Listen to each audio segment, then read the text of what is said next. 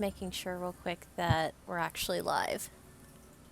Later in the campaign, it's just like, Okay. yeah, we found this like +3 magical armor. Who needs it the most? They look at Keta and her beat up fucking leather armor that she's had from the start of the campaign. All right, Keta, time to strip. How is that thing even still together? A lot of patches and a lot of Lee's paper mache. Yeah. Armor It's is just- 90% paper Yeah, mache at this point. Yeah, it's just all paper mache. Okay, well, I'm doing the link bombing. Or eventually gets to the point is like they find one of the regalias that were not regalias but like suit of armor that like the other sublicious piloted. And it's like, all right, Kenta, this is your Regalia. destiny. All right, Keta, get in the robot. Get in the robot. This is your destiny. Those are also regalia, by the way. They're just smaller versions. I did. Regalia is a catch-all term for the giant mechanized armor of this world. Oh, are they not smaller versions then? Yeah, no, they weren't small. I think it was just mainly they were powered by the crystals that had the sublicious in them. Oh, I mean, they're small compared to the one you guys saw last session. yeah, that's what I meant. Is that they were smaller in comparison to the regalia that we've seen and the molten regalia that Failsy knows about. The Also, smaller than I one was- that Bond wants to pilot. I was re-listening to Keta's session within the mountain, and Graina mentioned something a little interesting in one of the scenes that she saw him in. Say it. Wait, okay, yeah, I'm not supposed to say it. I told you to say it. Oh, sorry. It sounded like you said don't say it. It was. He was mentioning that Aquila was looking for a set of armor, and it was during the scene where they were talking about oh, are we going to increase taxes here for the war effort? And Granum was kind of mumbling to himself about the harvest and all, and then Aquila being so antsy to find that damn set of armor. So it's probably another regalia. Probably. Quite possibly. I also like to imagine that if Keta gets into one of the regalia that the sublicious had piloted for, it's just a bunch of voices going, "That's very tiny." Why are you so small? They made us in fun sizes. I didn't really make it some fun sizes. I am Keta. Where are her horns? Does she have a tail? Not missing any limbs. I have my nubs. Is everyone ready? Yeah. Yeah. I Yep. don't know about link bombing or not. I'm just about to finish it with the Twitter link bomb. Oh, I Let's think go ahead and start introducing everyone. Hi, I'm Andy. I play Keta. Hello, I'm Ahmed and I play Da Vinci. I am the Danny Boop. I do the Strem. I play the Warlock. I am Fail Trolls. I play Failsy. I am Failsy. I play Failsy. I am Nathosha. I play whatever Ash's new nickname for Brimstone. A funny one this week. Alright. Hello, everyone. I'm Ash, or Jim, whatever you want to call me. That's how I do my intro. At least it's consistent. My intro is consistent, and so is Danny's. Yeah.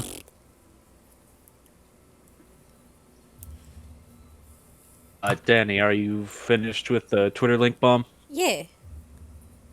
Mm.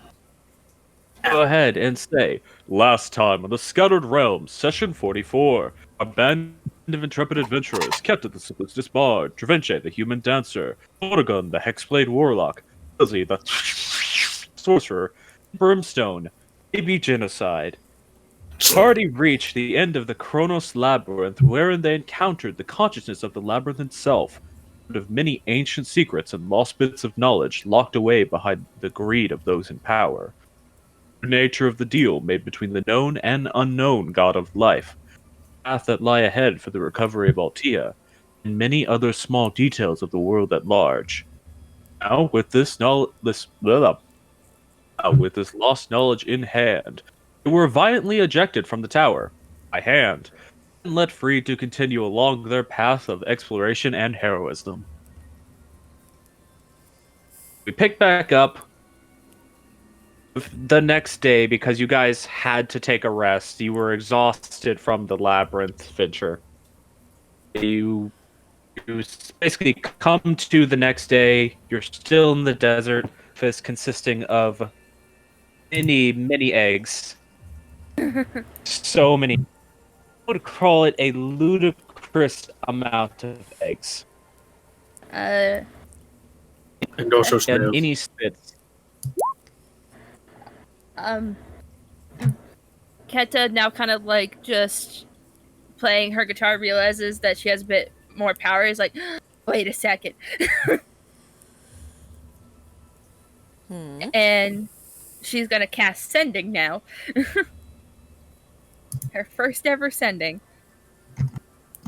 Actually by herself, but and she's gonna send to her aunt. Oh god, I gotta look up her voice. Oh god. I told you it wasn't gonna be the mom. That's how we know when we're doing it right. We know it's just like, oh god. And that is, It's not to her mom, but it's to mom adjacent, literally her sister. her Yeah, it's the sending. second mom. Her sending is, hi, haven't talked in a while. Miss you. Hope you're safe. I found a boyfriend. He's an orc named Lee. Miss you. Love you. Oh, it's so cute. He's so cute. Or, well, I compose a response. What is everyone else doing? Failsy is, or not Failsy. Dravinche, I don't know why I said Failsy. Dravinche is going to go and talk with Velchal. It's like, don't assume I'm mischief. Don't assume my shenanigans. We know what's gonna happen, we just don't know what's gonna happen. How dare you assume my chaos?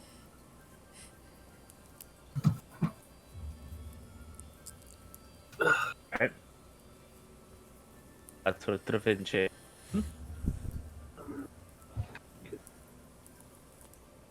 Anyone else got a task at hand for which they wish to accomplish?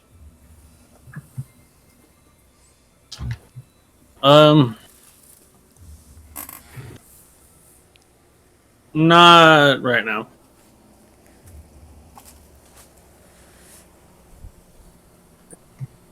I do have a thing to say. I'm just trying to grab a hoodie real fast. Sorry. Good. Yeah, that's right. You guys got the good AC. Yeah, and I have to leave it on full blast, otherwise other group will complain if it's slightly warm. He's a So, large, hairy fellow. You have to cut him some slack. yes, I know. I married a polar bear. More of a grizzly, considering the coloration, but fair. But just real quick, Mulligan's just basically, whether the Arya will respond or not, is just letting the Arya know what's going on, and they're going to be able to hopefully get to this child as soon as possible. Is there a mirror? You do not get pulled into your separate dimension, but you do receive a sort of sensation of thankfulness. Okay. A sensation of thankfulness and a readiness for action. Good way of explaining the evocation I picked. Okay. Whose ever turn is next, go.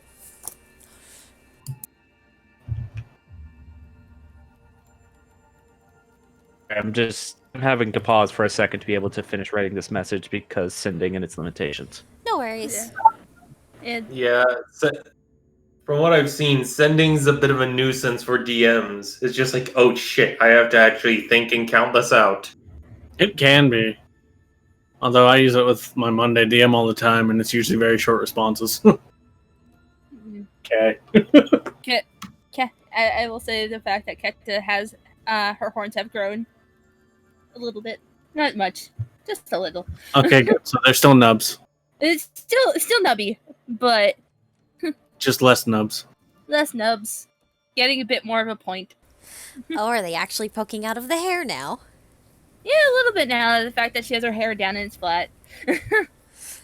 Hey, that's unfortunate considering where you guys are going next. Right. Yeah, I I, mean- was just thinking that. I mean, Well- the plan was always that Keta was just kind of do her hair up around her horns. Just wear a hat. Yeah. Just plop a hat on her, give her some sunglasses, perfect. She's just gonna wear a hat. It's just Lee's hand.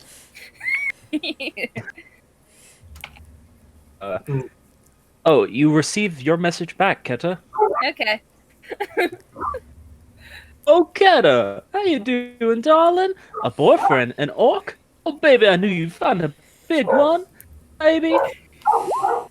Oh, You're so cute. Cat is just in the corner. Yeah, Keta is quite literally like very much giggling to herself. by the way, if you count contractions as one word, that's 24, but if you don't, that's 25. It works. Yeah. She's an Asmar. She can skirt the rules, right? Yeah. That's how this works. In this world, yes. We have a lot of powers in this world. Yeah. All right.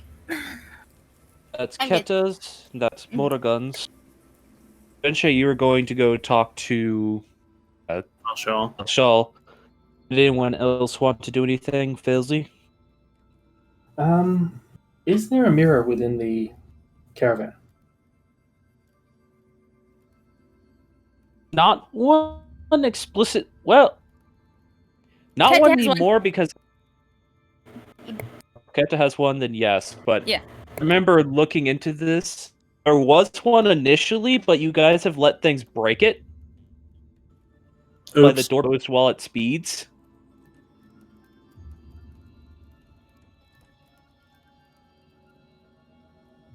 In the Yeah. interim of the over a week you've been gone, Lee cleaned it up.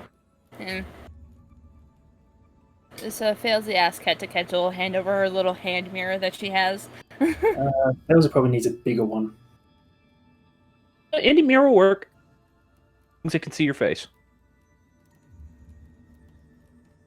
I'm assuming you're going to be ritual casting your mirror sending. She's going to give it a try now that she's had some time to think on it and figure out how the spell works. While you're doing that, we're going to jump over to what Dravince is doing. I'm going to switch the ambience back to what it should be because this is the spooky ambience. I imagine Velchol is outside the cart.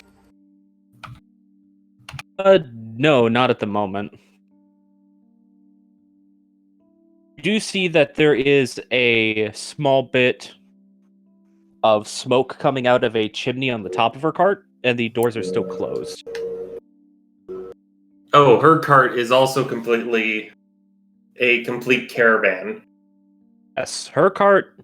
It actually doesn't look too dissimilar from the one you guys have, but the actual style and aesthetic of it is different. Whereas your guys very much kind of looks like the mystical fairy godmother took for you and created you a living treehouse of a cart. Hers looks like a very fancy, almost gypsy-like wagon. Okay, more I meant is that I assume that she's not in our caravan. Oh. So she has her own caravan. Hmm. Okay. Since she's not outside, Dravince will just give a bit of a light knock. If you're alright, or you're being exceedingly nice. Oh. Oh, come on. You think a raider would attack right now? Most definitely. You would be surprised. Door just opens. Hmm. So, like your all's cart, this cart is much larger on the inside. May I come in?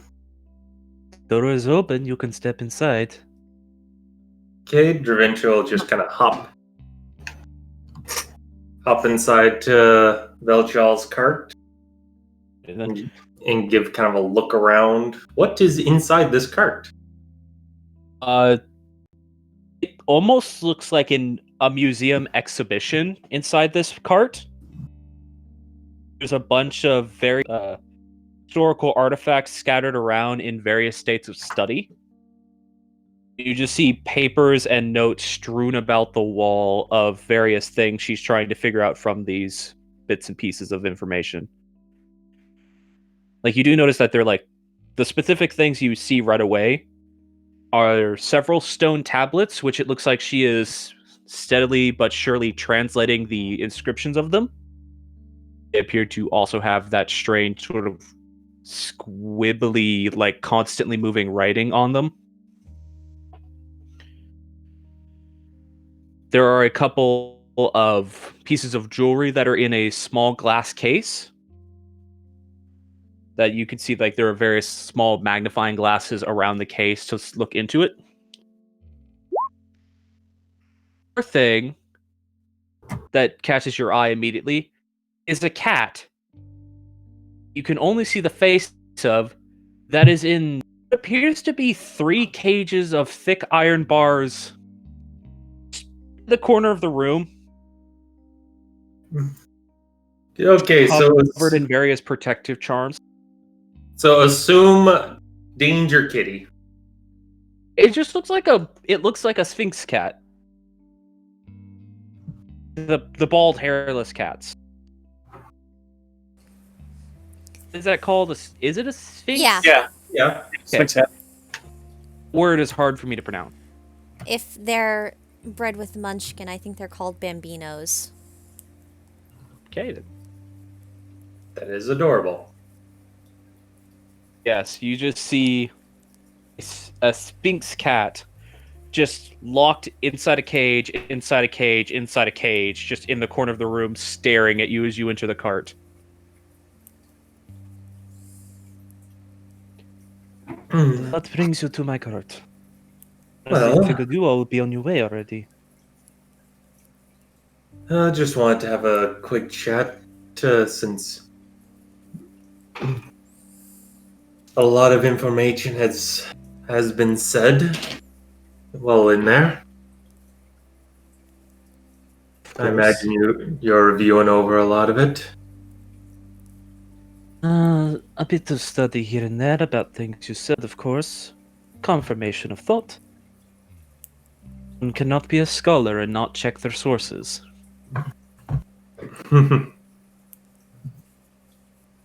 That's fair. Though, to be honest, I'm simply impressed that you all were able to do this. No. I guess,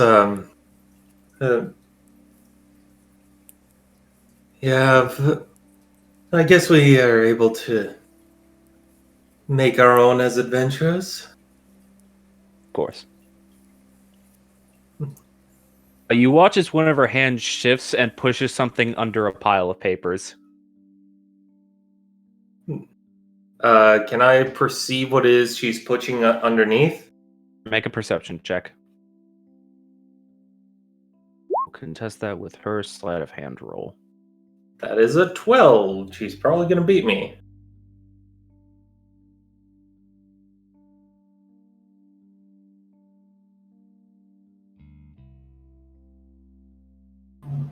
Line of sight just before she pushes it out of your line of sight just before you get a chance of getting any details of it. Hmm. It looked like it was gray, that's all you saw.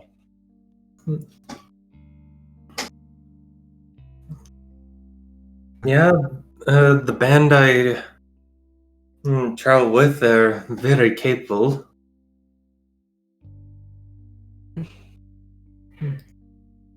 Understandable. You did give me a bit of information about how to venture forward in that labyrinth, though, so. Oh? What did you That glean? those items you carry seem very important for being able to actually venture further and further downward.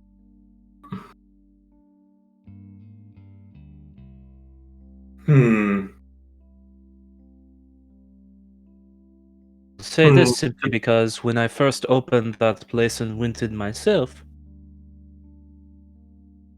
it at its apex with a room like we were, and a lift to carry us further. I merely came back out the exit I entered through. Oh. Hmm. Interesting. It's very much interesting. But I was probably missing a piece, and now I understand what type of piece I'm missing. Well,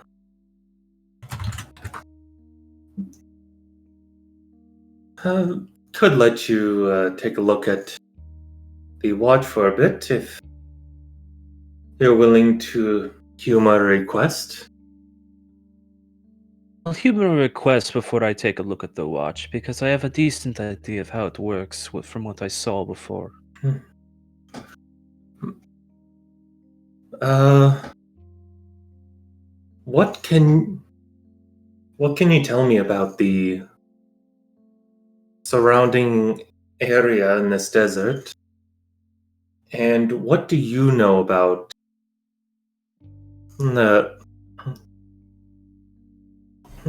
places like this one?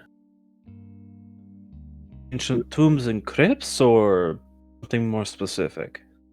Anything mechanical in nature? Getting into a whole realm of different things there. They're the Warforged, for certain. The most common piece you find of them. So those can be made by modern hands. Another point of study that was apparently supposed to be one of the originals. But I've not gone to venture to try to unearth that one.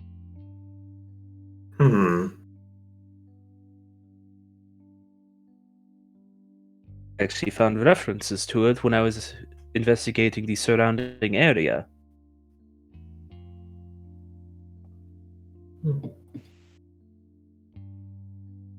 Believe that the records I have, and she actually pushes her chair backwards, and you watch as this thing, which looks like just your average everyday chair, just sort of floats backwards, just as if it doesn't have any friction against the ground. By another bowl that has a bunch of papers on it. It's sifting through them. Here it is. And she lifts up and shows you a diagram of what appears to be a large stone obelisk with a metal head sticking out of it. One known as a guardian called Warden. Warden. Seems to be an important entity for if the world becomes in unrest. At least that is what the texts say about it. Somewhere further inward in the desert. I didn't bother going back for it just yet. Might have to. Might venture back here and maybe try finding him. My understanding, he's only meant to be woken in a time of great unrest. So who knows? Maybe if the world's in danger, we can wake him up. There are also references to this pillar not being made of something quite indestructible, so I don't know how you'd get him out. Again, things I have to research before I can move forward in these tasks.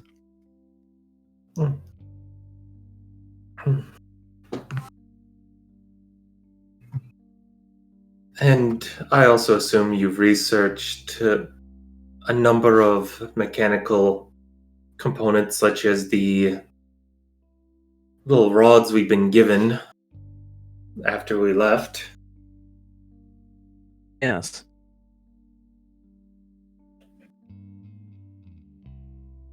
Have. And she just sort of flicks it out of somewhere on her person. Interesting devices. Seem to be powered specifically by whatever powers that labyrinth. Not been able to get it to be energized by any other form of magic. Very bizarre. Well, one thought is if the labyrinth is connected to Altia in a way, Da Vinci will just kind of hold out the watch. Maybe it's her power that charges it. Possibly. It's a type of magic which can, through study of this ancient civilization, I've started to discover, actually. It's, for every reference I find to it, it's called Unaman. Mm, Very bizarre. Sorry, could you repeat that? Chronomancy? Unomancy. Unomancy? Dunamancy. Her accent, she's saying Dunamancy. Oh, Dudamancy. Okay. Her accent makes it sound weird.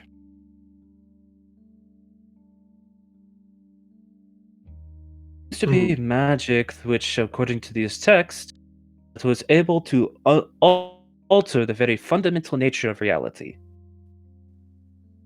Like gravity, the flow of time,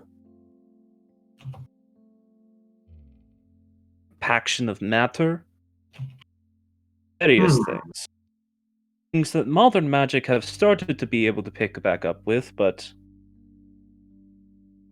surface of what used to be a whole arcane study, apparently. That sounds like a very powerful field of magic. It is, trust me. I discovered the inscription of actually a couple of spells. And they are terrifying. Certainly sounds it. Like that thing over there. And she points at the cat. I was wondering about it. What's with the cat? That is a cat that I found in a ruin that was guarding these tablets, and she gestures towards the one she's currently translating. When it's agitated, opens a third eye on its forehead. Whenever that third eye looks at, gets compacted into a black hole. Oh! Then why does it have line of sight on us? Because while it's in all of those boxes, it's being calm. It's like boxes, you know? I see. Also, I've been feeding it, but I don't want to get near enough to it, and all of those boxes are meant to contain very powerful magical beings, and I don't want to take any risks. I can definitely get that. Wasn't a very good guardian, though. I was able to appease it by giving it fish.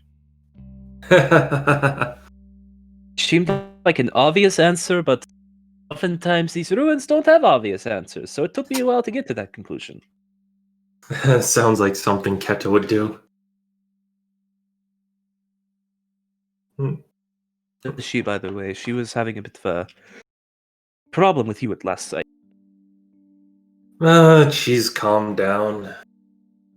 Yeah. She's a young girl. There's no way she's calmed down. At least as calm as she's been for past while, just playing her guitar. The thing is, we've come across other information similar to what we learned in the labyrinth, and I can tell, considering you asked all of those questions. It's a lot of information, by the way.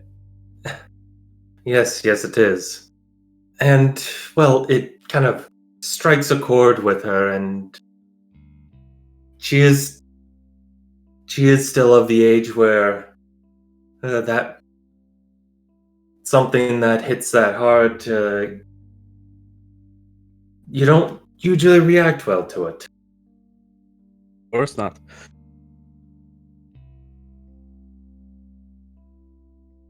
That is her matter to decide, and just simply your job to assist her, since I'm assuming, given that you're traveling with her and all those others are traveling with her as well, that you are in some way a guardian for her. Me, I wouldn't All of consider. you, not you specifically. That would be more Brimstone's thing. I'm just traveling with the caravan, and if fate discerns that I go another way, I'll go another way, such as it is with travelers. Need you to make a wisdom saving throw. Ooh. Okay. 19. Feel a weird push sensation. Head. Don't really have any other way to describe it other than maybe the start of a headache. But it sort of fades away afterwards. Can Da Vinci tell it's something related to a spell? It's definitely a magical effect that you have no idea where it came from.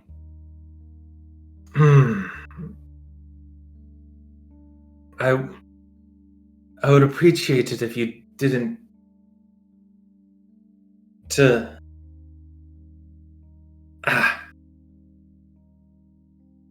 It fades almost immediately.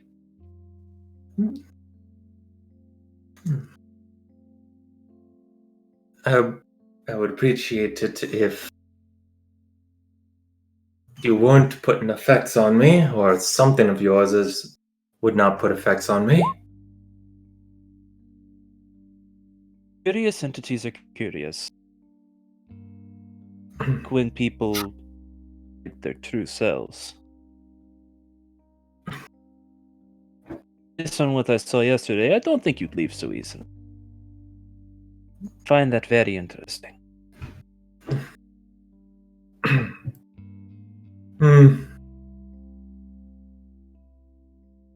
Well, you mentioned about being your true self. Everyone's true self is different than what they show others.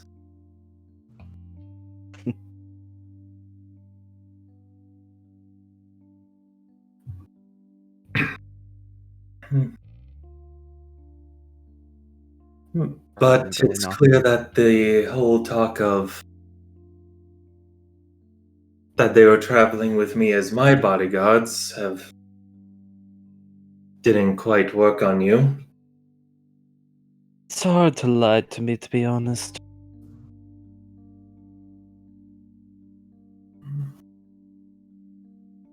It's especially hard for someone like you to lie to me.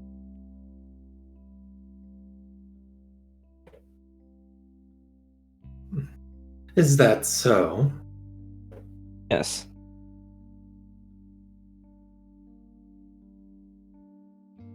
How do you know I haven't lied just 2 minutes ago? The fact that you didn't call me out on my lies.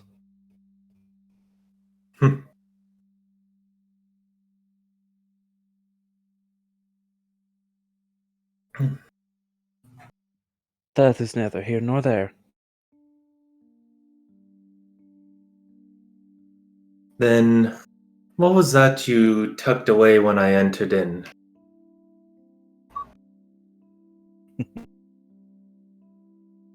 She snaps her fingers, and you watch as a gear floats out from underneath one of those pages. Gear that in the center of it is embedded a small red gemstone.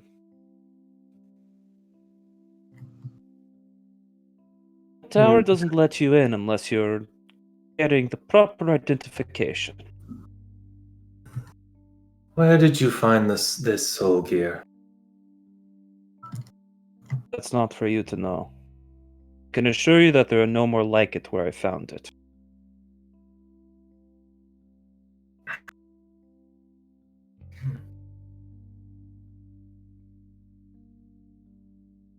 But Hmm. I feel like this might be of interest for you. It is. By the way, Da Vinci, as you're looking at it, you start feeling the tempo rise. May I? May I hold on? May I take a closer look at it?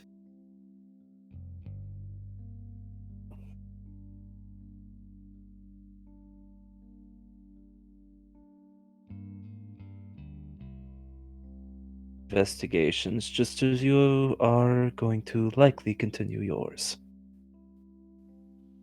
Sorry, could you repeat that? I will continue my investigations, just as you will likely continue yours. Forward, knowing that the other has a piece of collateral that we require to venture forth. As you see.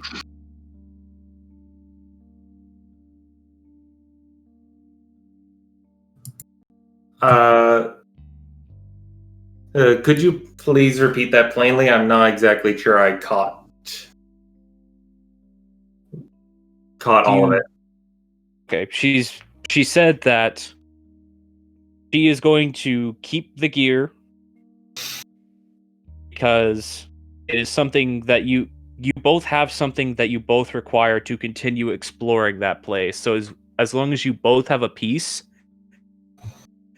to have to keep working together. She said that that's checks and balances to make sure that she won't tell about what she heard in there. You will continue coming back to help her further explore this place. Essentially what she means. Okay.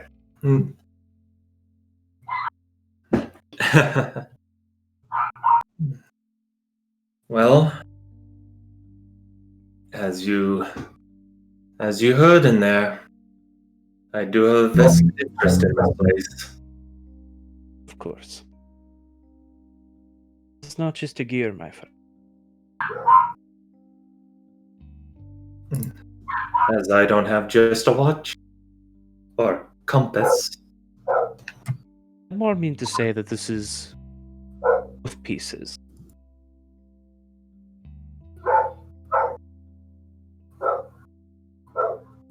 You notice sorry. that there is Of pieces or in pieces? this is both pieces.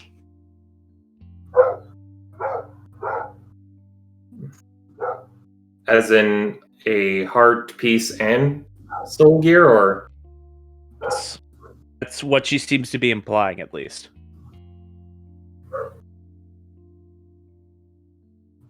I ask again, may I take a closer look at it?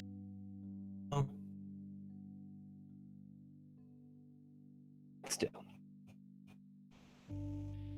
I didn't catch that. Oh, but still. She just sort of tucks it into a pocket.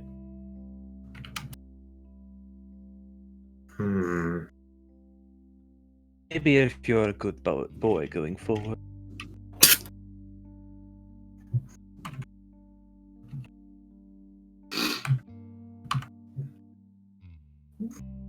I do recognize you, Da Vinci.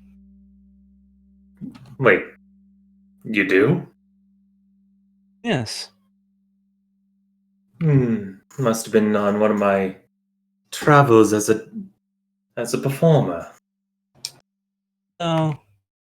I recognize you from Tezverel. Well, I did a number of performances there. No, I recognize you from a more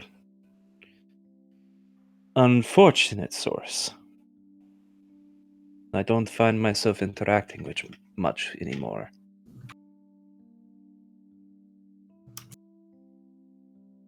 My old benefactor. He is going to still, he's going to try no selling it. I'm sorry, I'm not exactly sure I know who you're talking about. You want to try to hide your emotions on this matter? Make a deception check. Because I feel like Da Vinci would have a hard time with this. That's a 16.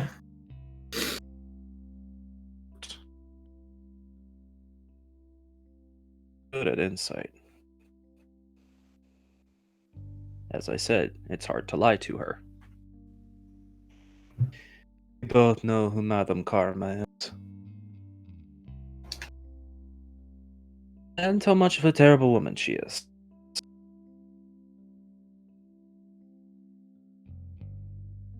Well,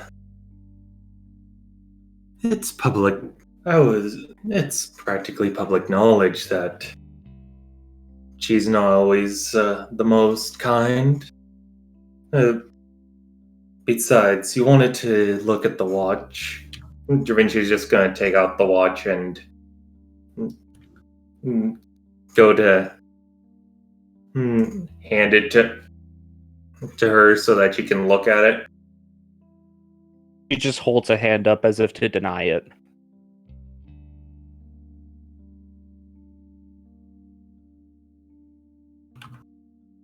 She just points a finger at you. Don't lose it.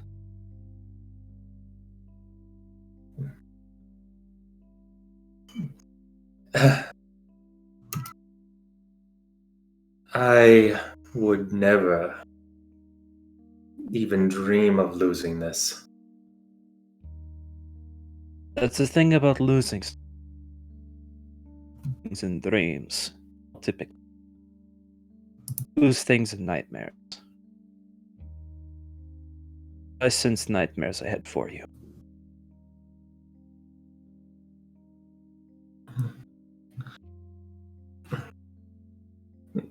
If you didn't want to take a look at this, then why did you...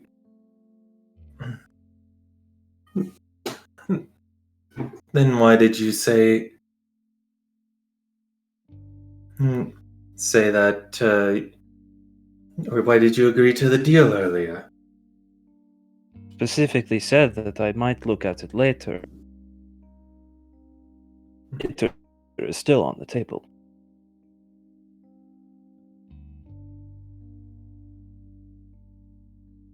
They also didn't give you the information you requested. All of it.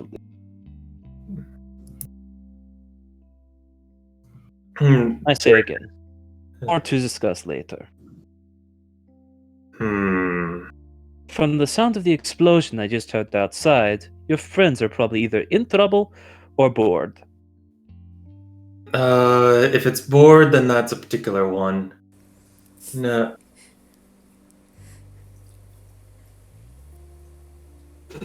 Da Vinci's just gonna kind of put the timepiece away. Fine, I'll bite. How much do you know about Lady Karma?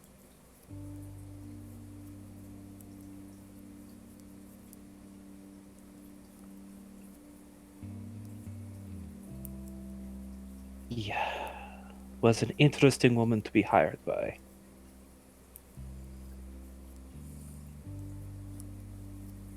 Making use of my archaeological discoveries to harvest from the past many ancient weapons and entrapment devices. Though I had to stop working for her, she sort of narrows her eyes towards you. She asked me to find and unearth an ancient set of shackles made to hold a child.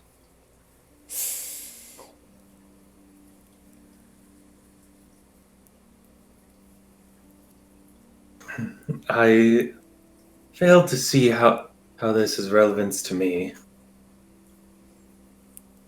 Da Vinci.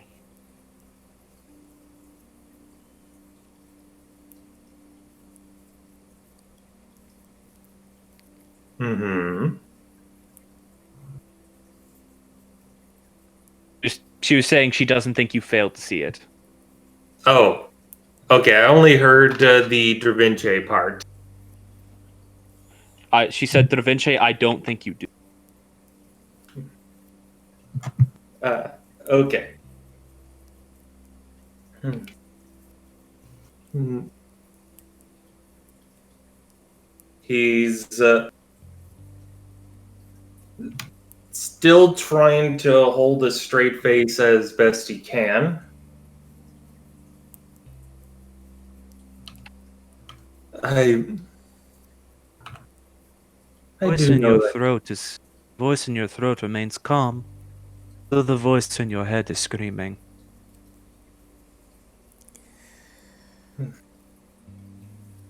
You really are looking into my head, aren't you? I don't have a choice. Thoughts are loud. He's at this point given kind of that stressed, I guess you could say stressed smile, where it's like the face is calm with a smile, but the teeth are hard grit. Yeah. Okay.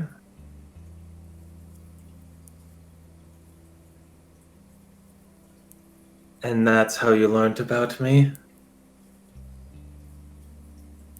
Learned about you afterwards when I decided to stop working for her and figure out what the fuck she was up to. Very bizarre and sense intended, but quite awful relationship with you, it seems. I don't know if that's founded by you on any form, but it's very disturbing. I have no idea what her goals were, but yes, I have Probably for the best. interactions with her. Not very few of them, if any, good ones. Speak for her intentions nowadays. I've not seen the woman in years, probably. Maybe more. Just kind Yeah, of maybe less. You know what? question: how old would Da Vinci have been during the festival? Around, 13, 14? yeah, like youngest probably around 12, oldest probably around 15. It's the age range for that festival typically. So I imagine you left her employ about 15 years ago? Doubts that. Honestly, it's hard to keep track of. Players. I mostly self-fund myself, so. Well, we'll say the age does not show itself on you. I'm a tiefling, darling. Yes, I'm well aware.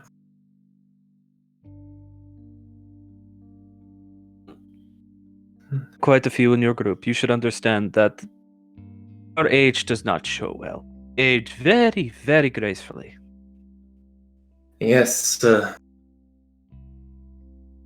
my dance teacher. You might have heard of her, Lady Marian. Yes, Marian. I remember her. She's very beautiful. Done work for her as well. Oh, have you? Yes. I'll not say on what. That was personal matter.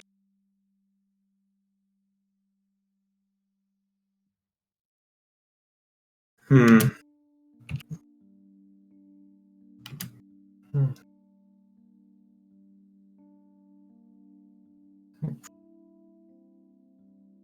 Should probably go address that explosion, by the way. I have no idea what that was, but I'm assuming it was your friends. Yeah, it was. It was likely Failsy. then. No. I don't mean to push you away, but that you must have a very not be concerned when there's an explosion concerning your friends.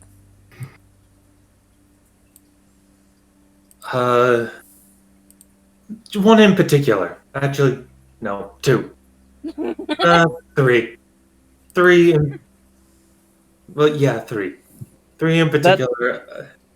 That number is going to keep climbing if you keep thinking about it.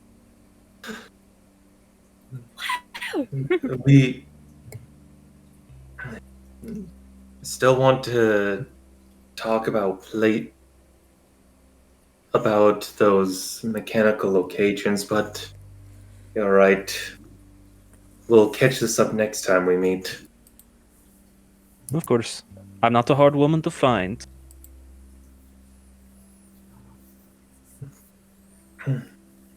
Da Vinci will shoot a look to where she put the soul gear away, and then nod. Like tucked it And into her bodice, so you just like straight up looked at her boobs. he, The eye line is concerned. he, he doesn't care. No. Just Uh, telling you. hmm.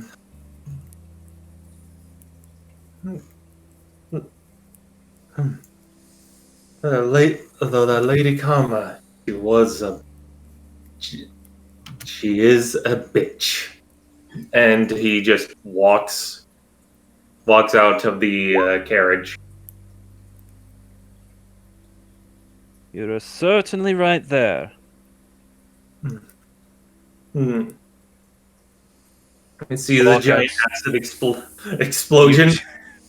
Just walk out to see like just a bunch of acid just soaking into the sand because sand doesn't really melt in acid, being mostly made of silicate.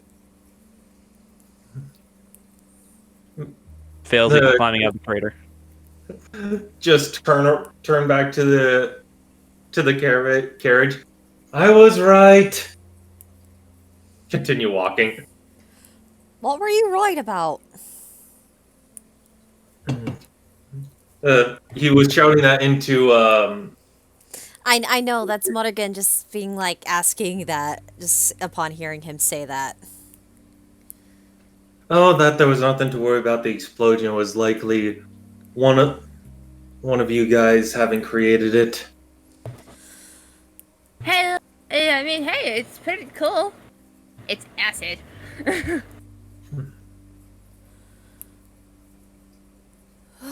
It lacking oomph. Could Maybe still you be could- useful in the right situation, though. What if you put sparkles on it? Why would I do that? Because it gives it more oomph. Visual oomph, I think Failsy's talking about, like, punch oomph.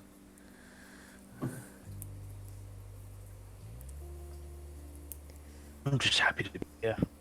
Oh, well, that.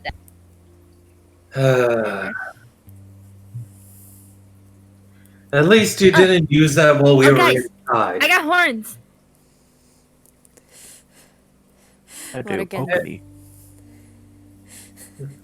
Muddigan just gives Vince a little small smile look that kind of just says, like, she's been going on about this for 5 minutes, indulge her, please.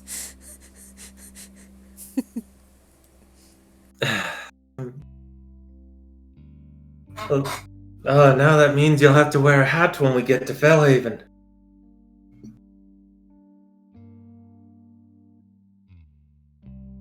Andy, did you catch that?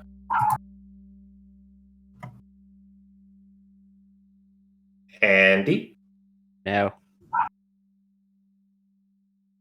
I can't believe Andy fucking died. Oh no, Kitta is dead. We're all doomed. It was in that moment Keta evaporated. 1 second she was fine, the next second she was just Hmm. Uh, Lee, I don't feel so good. Oh God, no!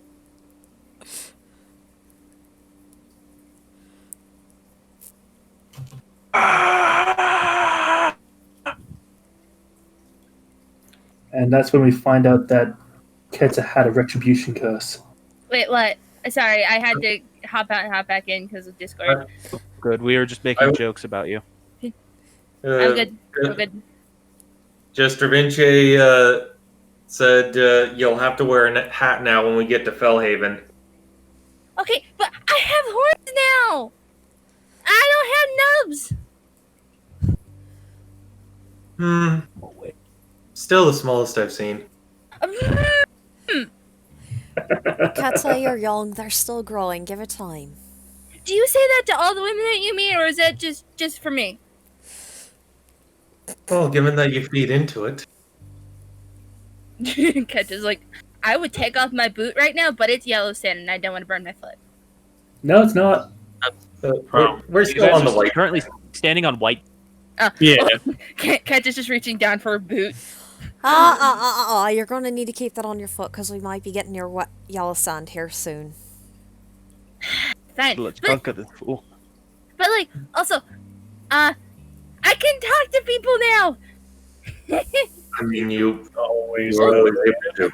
No, okay, you know the sending stones? Um. I know that spell now, but like, on my own. No. And I used it, and I got to talk to Aunt Indra, and she's doing good. I bet she is. I mean, yeah, she's probably surrounded by men and women. Yeah, Given- that sounds about right for Andrew.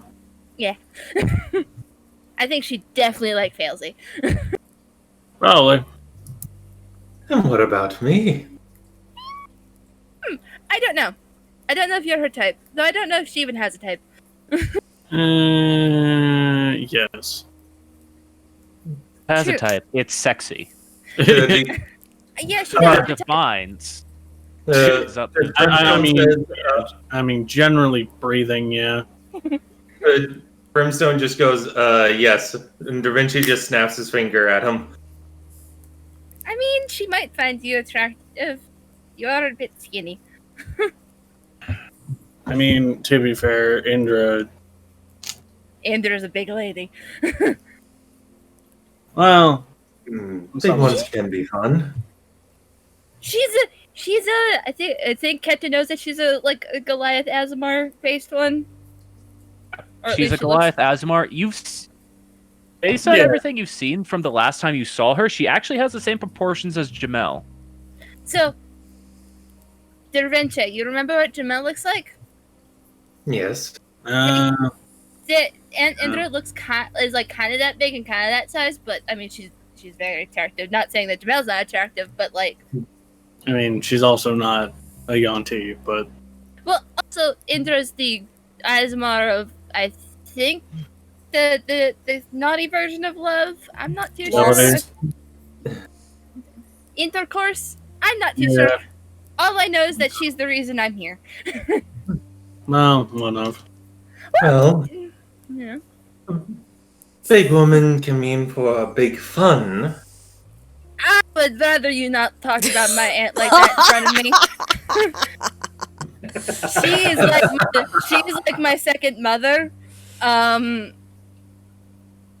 So Well, I have been called a motherfucker.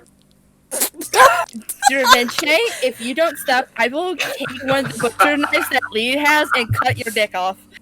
You know, it's probably Hey, a I good like thing him that having Vivian that. isn't here. So you will not use you will not use my knives on any living flesh.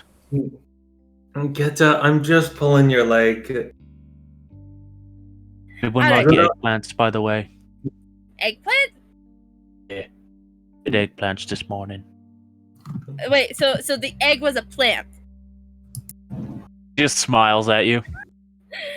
Lee, where the fuck did you find a plant that bears eggs in the desert? I didn't find it in the desert part.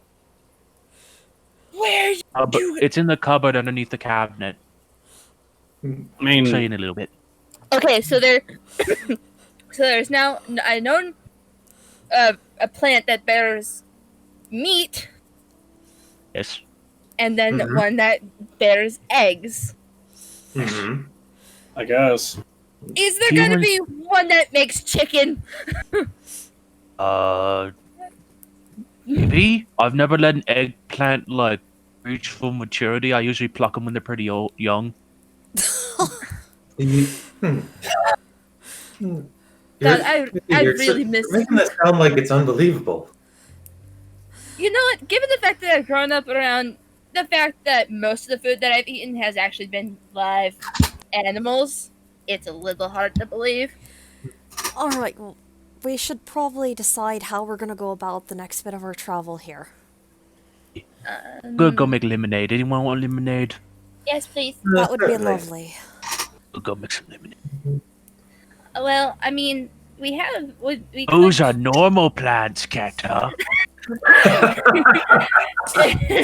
Cat is gonna kind of toss a candy at his head. How do you still have candy? I haven't made any. And you didn't buy any last time we were in town. She How do squirrels you- it away. What's don't with eat- you? I don't eat it all the time.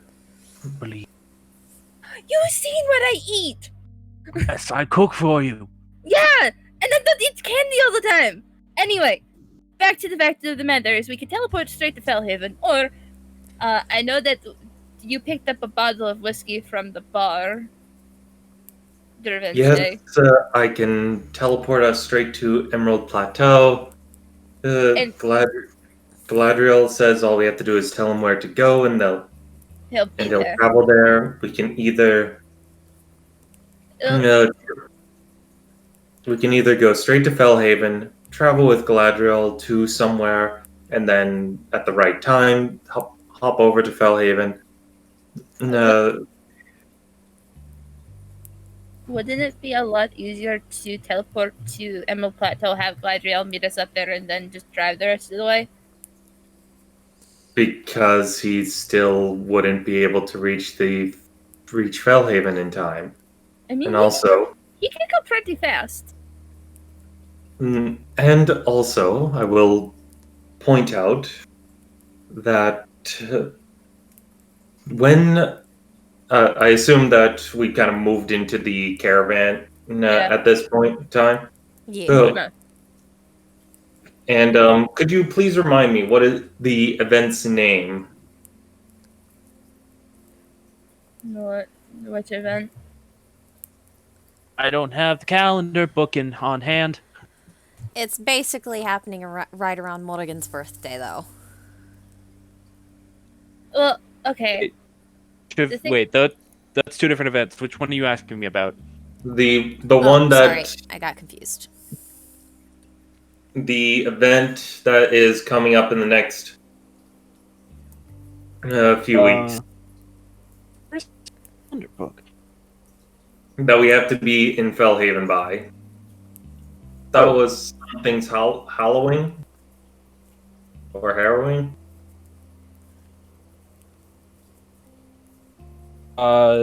That's you have to be in Fellhaven by a specific day, but calendar book. Found it. Oh, you found it? I found my calendar book. I'm looking now. Okay. I'm just confused about what you mean. I thought the day that we had to be in Fellhaven had a specific name. No, I think it's just around that time.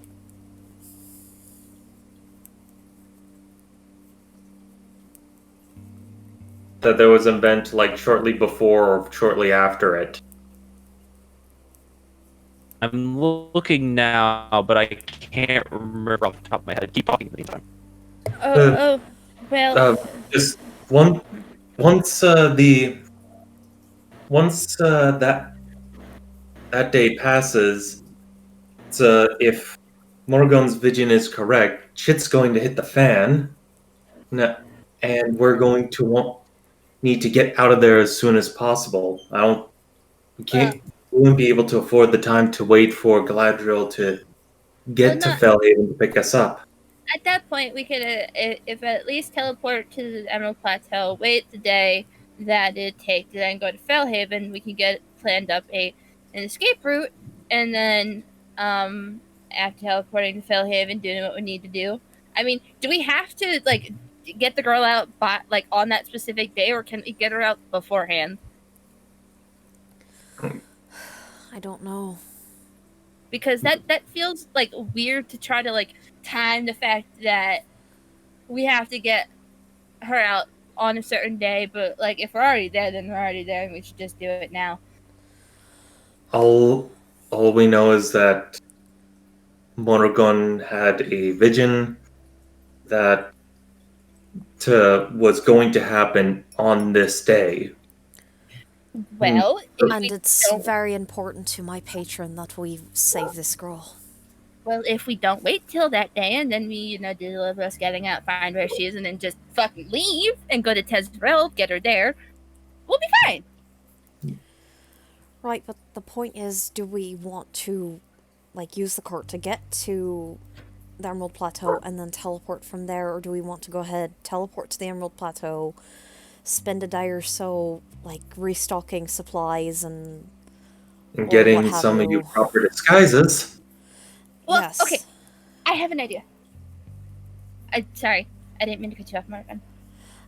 It's fine. Just what's your idea? Well, okay, so we take the cart to the Emerald Plateau, and then we do what you were saying, and then possibly with what we have planned next coming afterwards, we can at least either keep Galadriel in the Emerald Plateau, and I know Dad would take care of him, or we could also send Galadriel to the Bastion. I mean, he's probably going to be accepted back there. Mm. And then if we teleport back, or at least around the Bastion, then we already have our cart there. We can't teleport to the Bastion I said or around over- it. I said around there.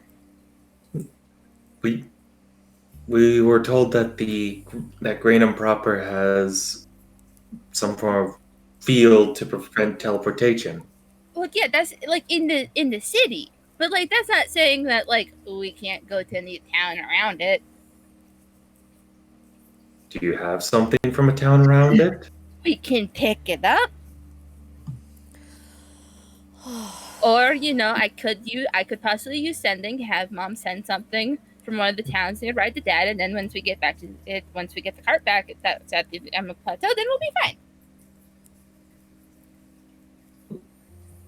But that is also if we're gonna go teleport back to the back. It's about a bunch of ifs.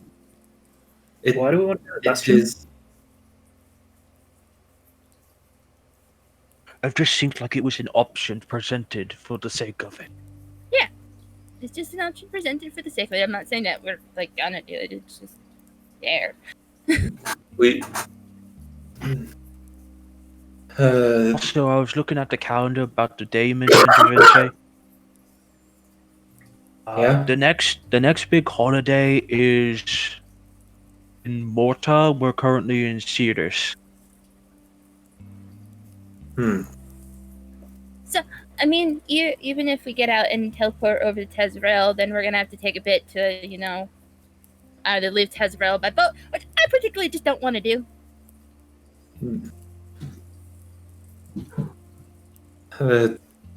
I have an idea of where we would go in Tedvarel. What city? I just realized. I'm looking it up. Wrote it down We know- somewhere. I know I did in Da Vinci's character notes. Well, no, I'm only asking Dorinche because it's possible that we might even teleport close to where my grandparents are, and then I can actually complete what I set out to do. That The is a problem fair is, point. all Originally. I know is from what I've done with the watch. That seems to have to be places that I either know or have an item from. Well, yes, that's why I'm asking where it is, because then I can know in relation. Oh yeah, that's right. I did this really stupid the names of those cities. Oh boy. Besides, I haven't seen my granddad since I was 11.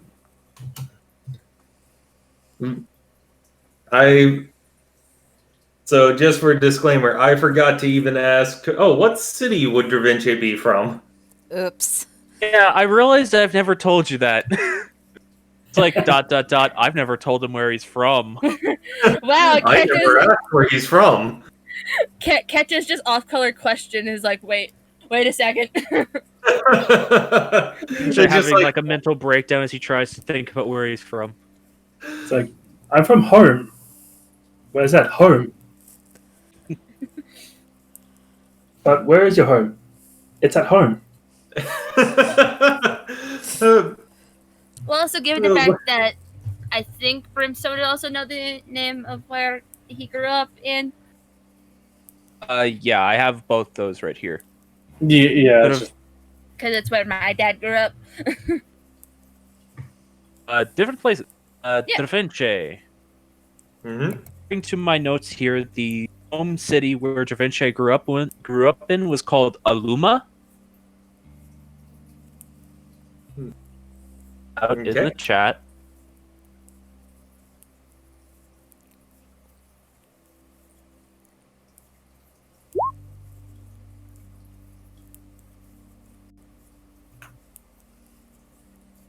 And the place where Brimstone and Redemption were raised.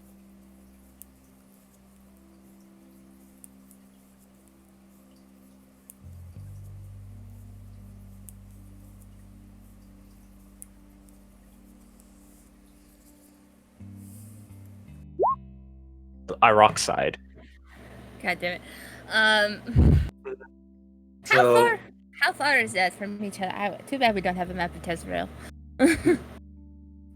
so I grew up in. Well, we probably go to the dance hall where I trained, and that is in Illumina. Oh, well, alright. Well, I don't know how far that is from Iraq's side. Where is Uh, Illumina on the map? correct something. Dance hall you trained in is not in Illumina. It is Illumina is where Dravince grew up. The dance hall was in a city nearby, Oh, technically in part of Tezreel's capital. The proper training hall he trained in was a little bit further away from Illumina. oh. Okay. Sorry about that. Could I get the name of that city then? Yes, I have a. These city names are so stupid. They're all mineral puns. I figured.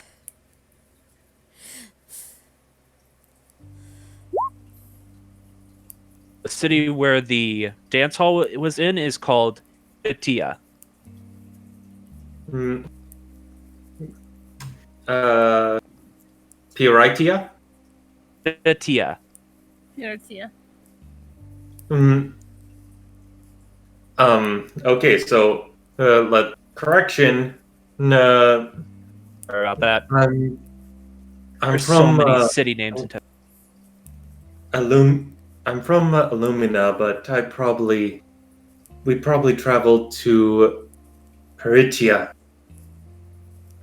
Okay, that again, I don't know how far that is from the town that my dad told me. 'Cause I don't know Tezrael. Stone could make a intelligence check to figure that out since he grew up in the Oxide. okay. Brimstone, you're smart. If he even wants to, he doesn't have to. I was gonna ask intelligence or history, but it's the same roll. So Either one. 6. I don't know. It's been a long time since I've been back there. You know that it can't be more than a week. But it's not one of the directly surrounding cities. I mean, it ain't terribly far, but it still's gonna take us about a week between. Alright, so that puts Granddad's visit out of the question then.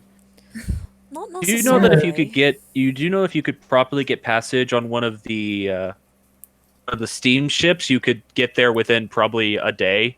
Mm. But those are expensive. I mean, if we had the money, we could. There are other modes of transportation on there. Yeah. It's just I I don't mean, want to take up too much time with one of my side visits because I already take up too much time anyway. I mean, not. Given that we're going all of this way for something that Morrigan has as a goal to do. But that's We went out into important. the desert because of something that I wanted to do. I But think we can spare a bit of time for you. no, I but mean, all this is important stuff to like save the Getting- world. It's getting- just seeing my granddad, and it's not that important to the grand scheme of Kata. things. Being able to see We don't- family is just as important as everything else. I'm sure he'd like to at least see Brimstone too. I mean, well, he doesn't like to see anybody. He just kind of has to see people. Like seeing his wife. But he likes seeing Grandma, but you know that's because he married her.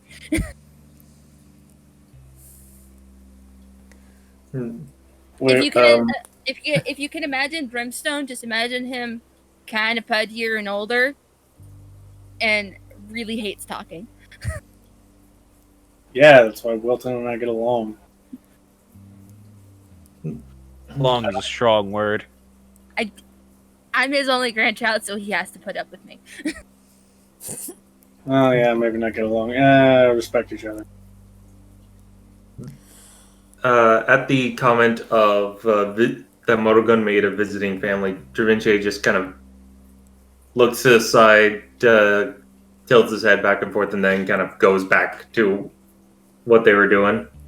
Also, if we end up since we're gonna stop kind of slightly in the Emerald Plateau, I kind of need to talk to Dad about armor and like what kind of armor options I can get because I get hit a lot. Well, taking that into consideration, it might be better if we just go ahead and teleport to the Emerald Plateau and just have Gladriel meet us there. Hey.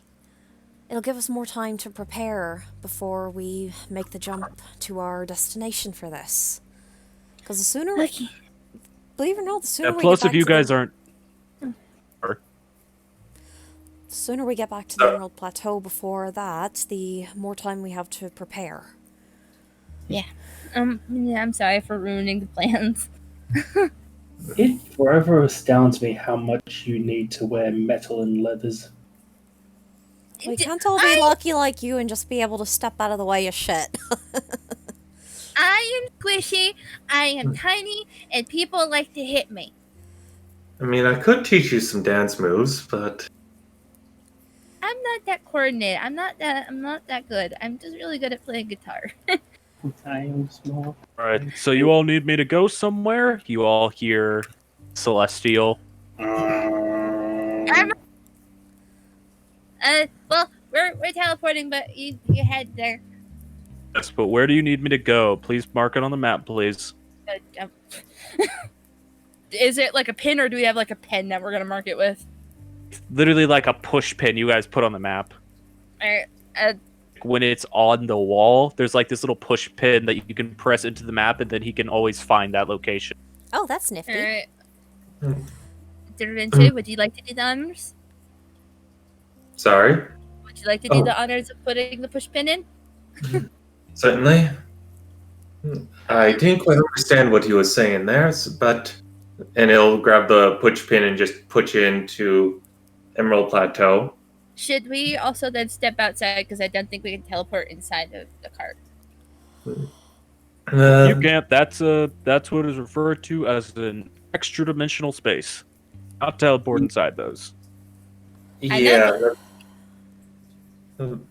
Switch to I'm guessing Elvish that for would- that one.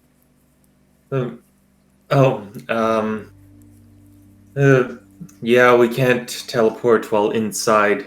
Here, we'd have to step outside. Gladriel, quick question.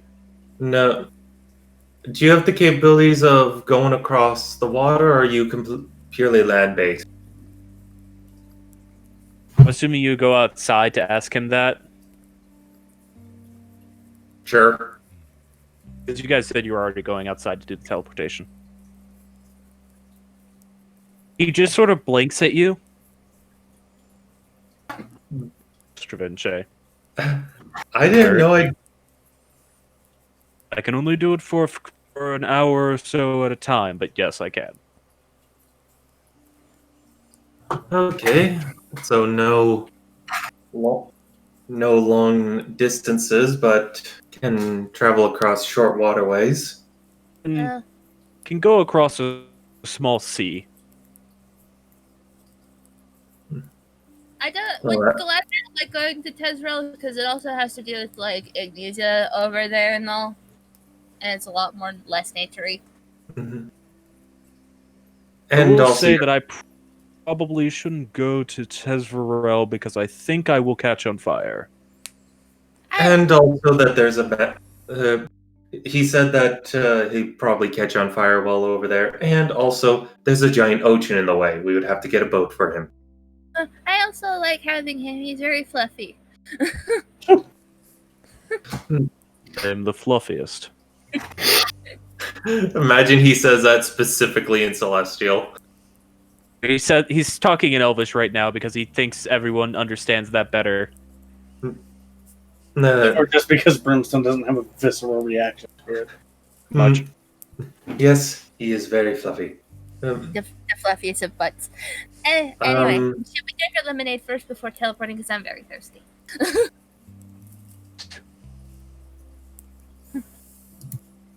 What does teleporting feel like? Oh, you're going to experience it for the first time. It is strange. I don't like Actually, strange. has Keta been teleported? She teleported back to. Actually, I don't think so because I think Morgan only and really- Felzy have experienced it. Morgan, Morgan- Valesy, and Travinci, I think, are the ones that have experienced it.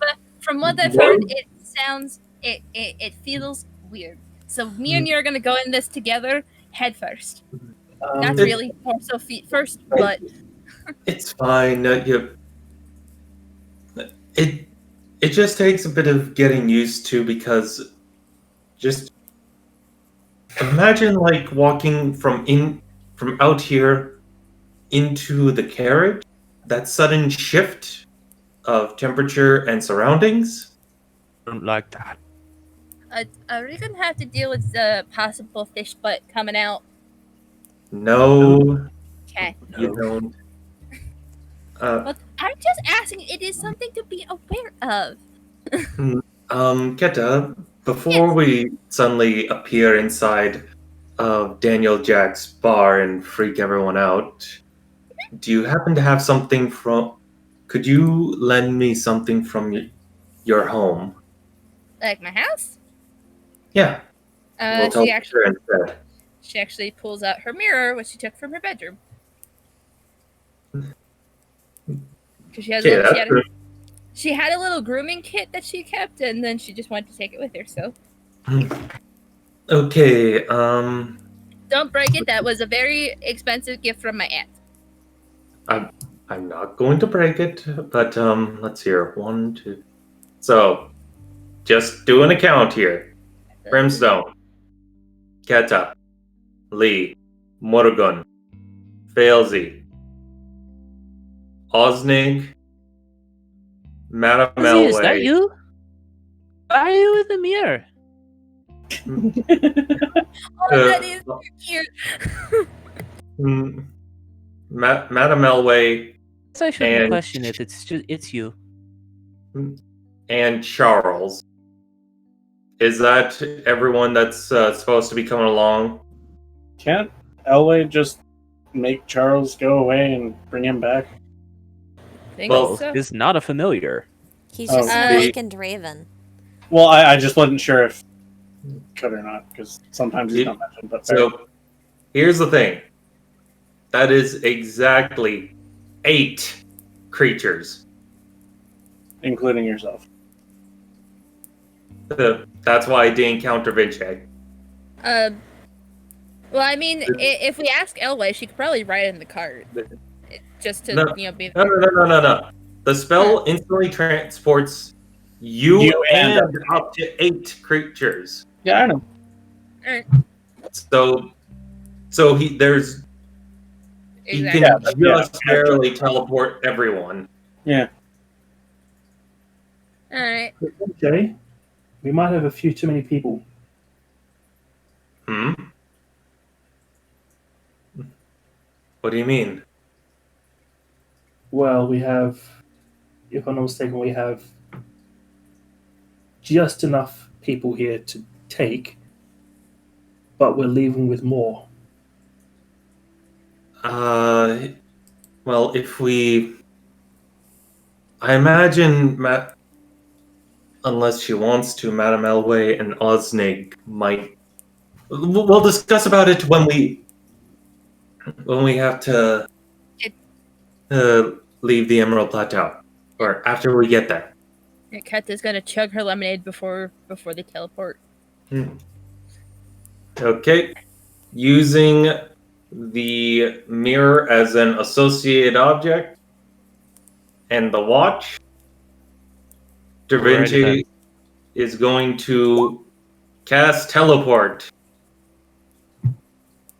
Do we have to? Alright. We have to hold each other's hands. Just stay in a close group. You have to be within 10 feet of each other. Kat is clinging to Lee. Alright, so I need for you to roll for me 1 percentile dice. 1d100. That is a 59. Alrighty then.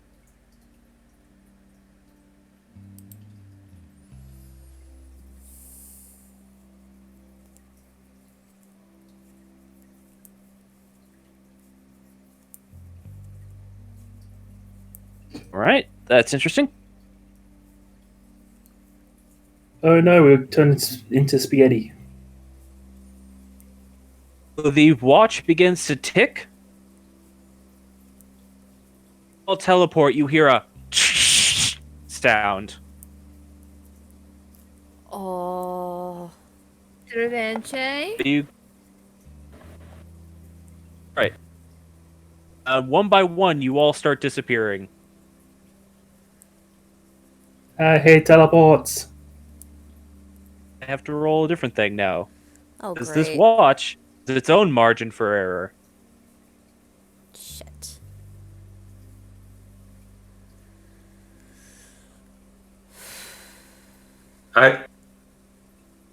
So we might have just ended up teleported to very different locations. Some other girl's bedroom. I will explain this right now. This watch is not a perfect device. It casts the spell as intended, but it has a personal margin for error. For the initial 100 is to test to see if its margin for error within the device itself goes off. Mm-hmm. Actually, it went off this time. Rolled for... Oh boy. That's not a bad one. So, you all appear in the Emerald Plateau, but no one else is around you, and you're all in random parts of the plateau. You appear in your bedroom. Dravince, you appear on the roof of her house. You're standing at the entrance of the city. The fuck? You have no idea where Lee is. Oh no! Leslie, you're standing inside Hemia's shop. I fucking hate teleports! Tombstone. Here inside Daniel Jack's bar, you see Lee looking very confused as he's holding a shaker glass.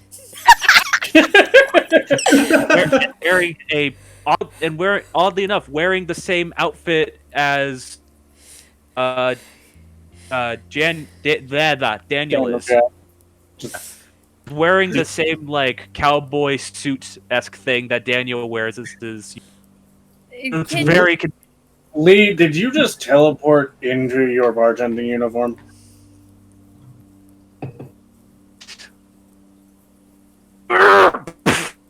Sort of Yeah. And That sounds Kenta right. run downstairs to try to find her dad if he's home. He's actually home and he's currently just saying, actually, before we do anything else, break. All right. Bio break, yes. Hey, at least we made it to the Emerald Plateau. We just got the funny end of it.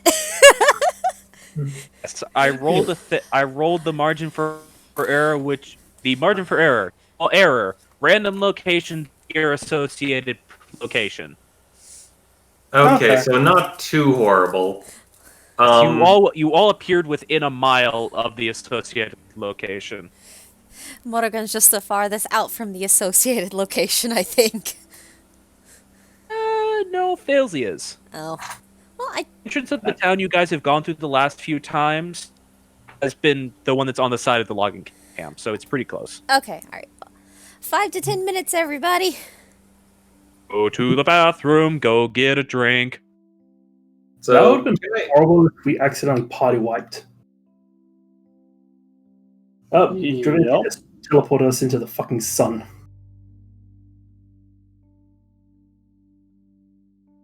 well, this is his whole thing of I'm just going to assume that's going to work until it doesn't. Poor Da Vinci is just fucking stuck on the roof. Like, how the fuck do I get down from here? It's like, well, he has ways to get down, but he's just more like tight roping. I assume it's a slanted roof. Most A likely. severe slant. Like, So- they have a fairly normal, almost flat roof on top of their house. Okay, just him doing the whole balancing act, going across the roof. Just okay, where's the most inconspicuous spot to jump off? You accidentally jump into Keta's bedroom.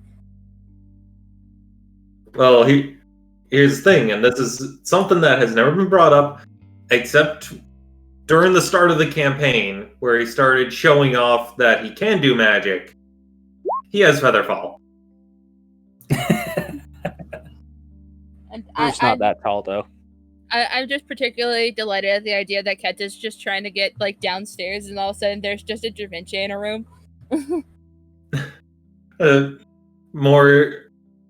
I more picture it's like, oh, Dad, she's running down the stairs, and then suddenly she sees past the window at the top of the stairs as she's running by. Phoom!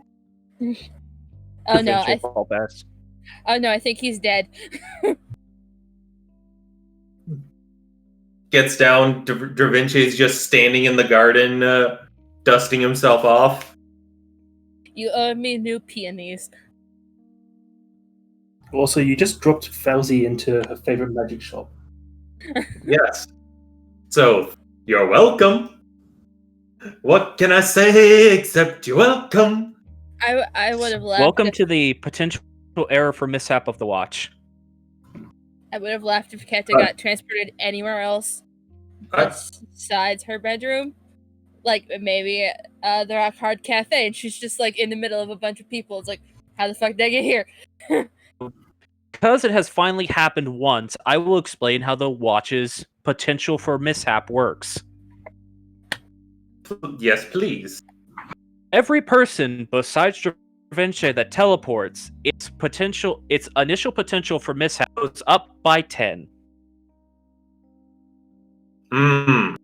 If he's just teleporting himself, there's no potential for it to mishap, and then it's just the spell that's the issue. For every person after that, it goes up by 10. Oh dear. So because we were doing a full 8, that was an 80. Saying that now because that's how it works, so I want to let you guys know how it works and have it on stream. Yeah, I was wondering about that because I thought like Da Vinci had rolled like 42 or something, and it was okay. When And the last time you did it was only with Oregon. no, the last time he did it was with Failsy and the two Elway sisters. Or Castaway sisters. Oh, yeah, that's right, because you teleported to the ship. Yeah, with Captain Elavie and Reba. That time the mishap chance was only 30. Yeah. It's a weird table for potential things that can happen if the watch mishaps. Yeah, so in other words, let's try not doing a gigantic group next time. Let's leave a few people behind. Also, good luck getting Fauzi to. You don't know. Dravinche doesn't know that. I'm just telling you that as a character or as a player. I know, but he was already going to say that some people should probably stay behind when they go to Fellhaven.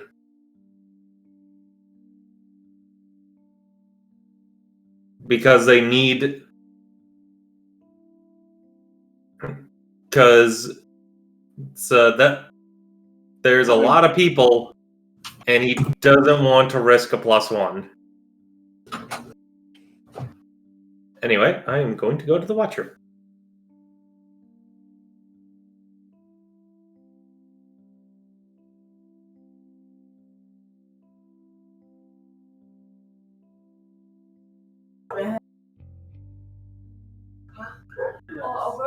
You guys got one of the less severe ones, so that's good. Hold on, let's see. Then go inside. I fucked them up, get up this early. No, I'm saying. We heard fucking TV. It was so loud. Yeah, it was. Oh my god. Watching YouTube. You don't tell me anyone. Don't tell me. Day. I can't I don't know anything about it. I can't remember. Good night's bed. I was gonna send you a text. Anyone still here? Yes, I am here. I just like that Lee just kind of flexes once and he's just out of the shirt. We didn't hear bashes. I don't want to be in shirt anymore. Sleeves exploded off that shirt, though, not the entire shirt.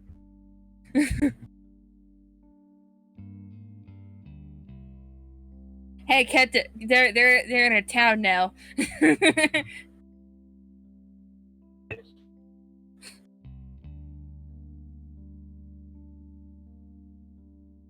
Interesting thing about this mishap. Interesting thing about this mishap, how it works, is that it teleports you to your desired location, but causes you to appear within 1 mile of the location near to associated spots you have been in this location. So we don't know where Madame Elway is. Did you guys teleport with Madame Elway? Because I thought you said you were going to leave her behind. I suggested it, but then everyone kind of went, no. I'm gonna have to go. Guys grabbed.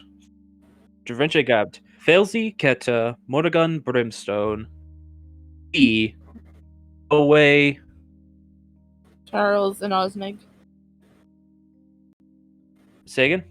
Charles and Osnig. Away, Charles, and Osnig. Yeah, that's 8.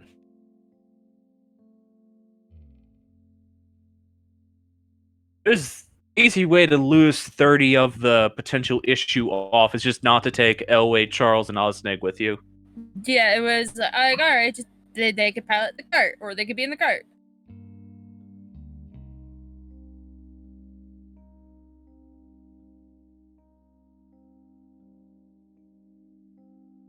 Hi. Also, the fact this is the first time I've actually, as a player, heard Indra's voice, and I'm like, I love her. I have her written down, accent-wise, as Southern Belle meets Sassy Mama. That's what I have written down for her accent. It's perfect, and the fact that she said, "I knew you'd find a big one." She knows her niece. What you like? Get you the books.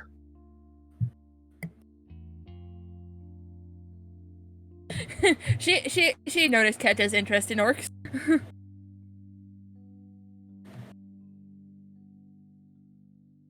I think it'd be funny though for when Keta gets to tell her, yeah, basically my boyfriend's like an Earth version of my dad. Indra nods approvingly.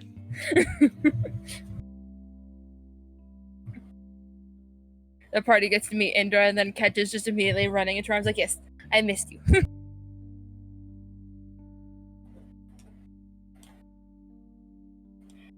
Also, am I right in, like, Indra's the Asmar of love, right? She's the Asmar of fertility. Fertility. Sort of has branchings into romantic love. Yeah. She's just all about that baby making. Yeah, technically she is the Asmar of fertility. Yeah. Fertility of creatures or fertility of crops. Yeah. And that is specifically why they called upon her for Keta.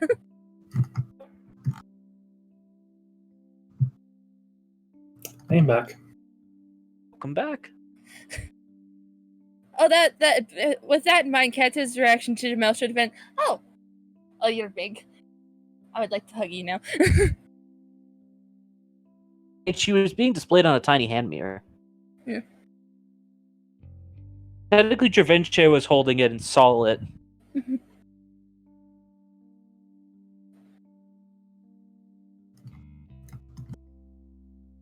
God, everyone in Keta's life has like really been just taller than her, and she's now just grown used to the fact that she will forever be about 5 foot.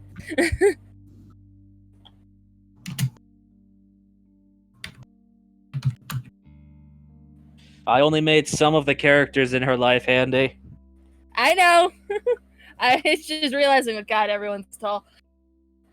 Also, bringing up, like, since we're on technical break, bringing up the fact that tieflings age fairly gracefully, and I imagine Asmars age fairly gracefully because they live for a fucking long time. I mean, they age as gracefully as their respective race. They just age slower. So for Keta, does that mean she, like, ages doubly fast, or she just ages really fucking gracefully? Probably fast, what? Okay, so it's like she's technically like her mom's an like human Asmar. So, you know, it's just kind of like the human side of just aging very fast. It's just Keta lives longer, or she just ages really fucking well. It's kind of doubly the thing where Ketcha's to her maturity and then she's gonna slow down. She's gonna be like 50, and like I was like, oh, how old are you like what 30? Nah.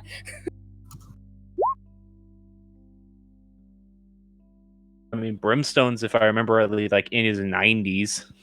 I think so. Okay, I'm back. Come back.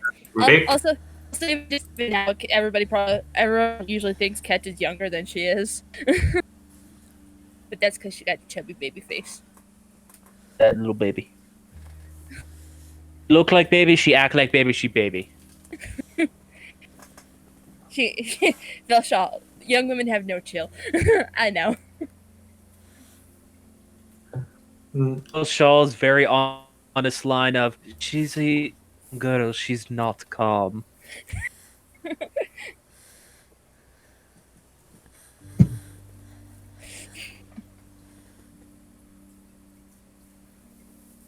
So welcome back.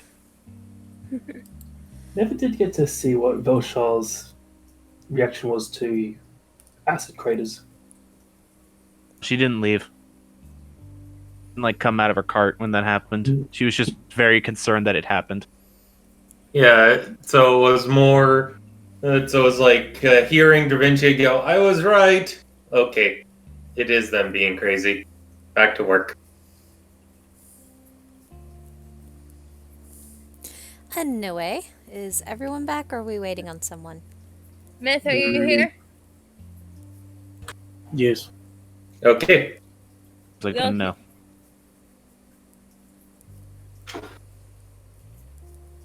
We are all here. Are we all here? Because I didn't hear Myth. Yeah, he I'm just here. said- Okay, I heard you now. I didn't hear you before. I'm sorry. I just said it real quietly. Grab this. That's not right. Also, can I do something retroactively?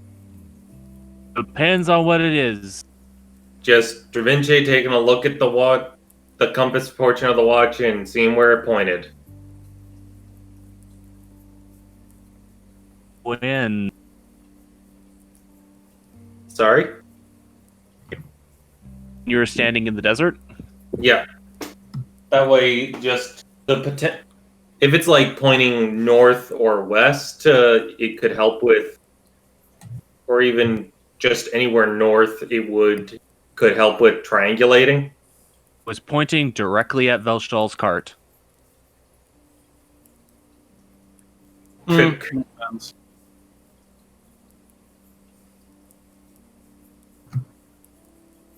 okay. Alright. Let's do this. Because that was the closest piece near you. Fair. Never again is that dancer going to be in charge of transport. Well, Failsy, I've got news for you. Anyway. Who wants to go first? Should we roll for it? You talked first. You're going first. Okay. Okay. You were running downstairs. Yeah, To be fair, we looking, also ended off with you. yeah, I'm looking for Dad. Get downstairs. You do actually encounter him right before he's getting ready to leave for the day. He just stops as you start running down the stairs and slowly turns around.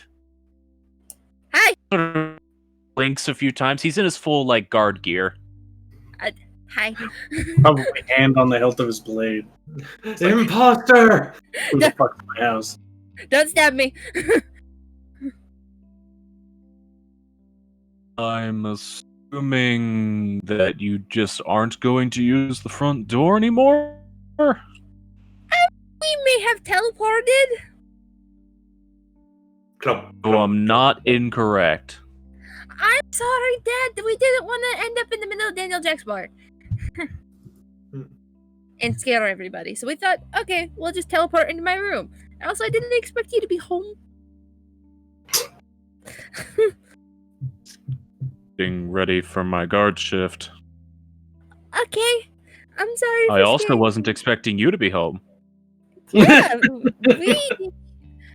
we just got out of the desert. Impressive. Where are your friends? I don't know. just here above them. I think one's on the roof. I'm going to leave that to you to deal with. Look, Dad, look! Before you to go, work. look, I got horns now. Walks over to you and just sort of like ruffles your hair. You got little nubs now. They're not nubs. They're horns. I'm dangerous. He just pokes one. They're nubs until they're at least out of your hairline, kid. Oh, I'm sorry, I don't have a big horn. We'll get there eventually. And he just pats you on the head. I'm gonna go see who's on the roof. I do that. Don't cause any trouble or else I'm literally going to be dealing with you. I know. I'm not gonna cause any trouble. I don't do that. Don't cause That any is trouble. I'll put entirely you in incorrect. jail. Okay, Still have the cell, Keta. I'm too big to fit in it now. Think I didn't get a bigger cell as you got older? I'm 19. Gives you the look of, does that matter? And you're still a baby. I'll call Mom if you put me in. She says that she Uh-huh. just steps outside. That's not a threat. It'll be a promise. You know she doesn't like me in the cell.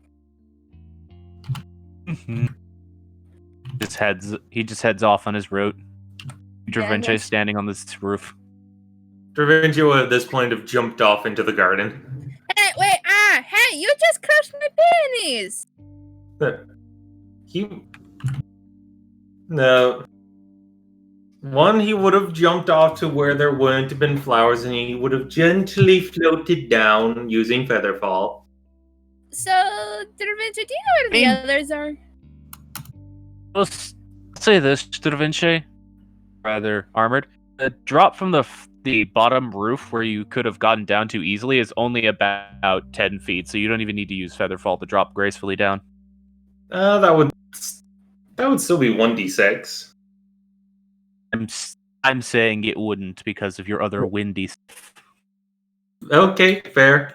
Just he would have still fallen very gracefully. So, do you know where the others are? Because I assume they're not on my roof. I have. I assume no idea. If Morrigan would have been making her way inwards the city at this point, you could actually see these two in the distance. Oh yeah, she would have been. I'm gonna use the sending stone to see where Lee is. Yeah, you go do that. And who's that over there? What do you mean? Oh, I think that's Morrigan. Just wave. She just waves. And Katiska's gonna send a Lee using the sending stone. Where are you? Right now I'm in the bar. I had a shirt on for some reason, which I don't appreciate. Stone's here too. Alright. Okay. So she's gonna look at Dravinci, and then eventually as Morrigan kind of comes up. So, I know where Lee and Brimstone are. That's good. They're most likely in Daniel Jack's bar. Of course, what I wanted to avoid. Well, also apparently Lee had a shirt on. I don't know how that happened. Did it put him in his uniform upon him showing up in there? That'd be the only thing I could think of. Maybe. All I know is that he looks very nice in that shirt. We're missing a Failsy, Madame Elway, Charles, and Osnick. Yeah, we better. Fan out, find them. I'll gather up the other two. I'm here. Oh, hi, Osnick! Whoa! Walks out of the garden carrying a lettuce. Proceeds to, as you look at him, put the whole thing in his mouth. Please tell me you did not bother the bunnies. I just got. Don't speak that well. Oh, just got lettuce. Okay, so we need Failsy, Madame Elway, and Charles. Well, if we talk about Madame Elway enough, she'll just show up and Charles will probably be with her, hopefully. I'm just gonna start, like, wildly turning around, like, looking at my shadow to see if she's there. No, she usually appears behind me. For some reason. Well, that's because you're fun to spook. Oh, come on. Not gonna always be spooked by Madame Elway. She does not appear. Oh, no. Oh, she still might be weakened. Maybe we... Okay, so... I'm gonna go gather up Lee and Brimstone, and maybe we'll find Failsy and Madame Elway along the way. Take Osnig with you. Do I have to?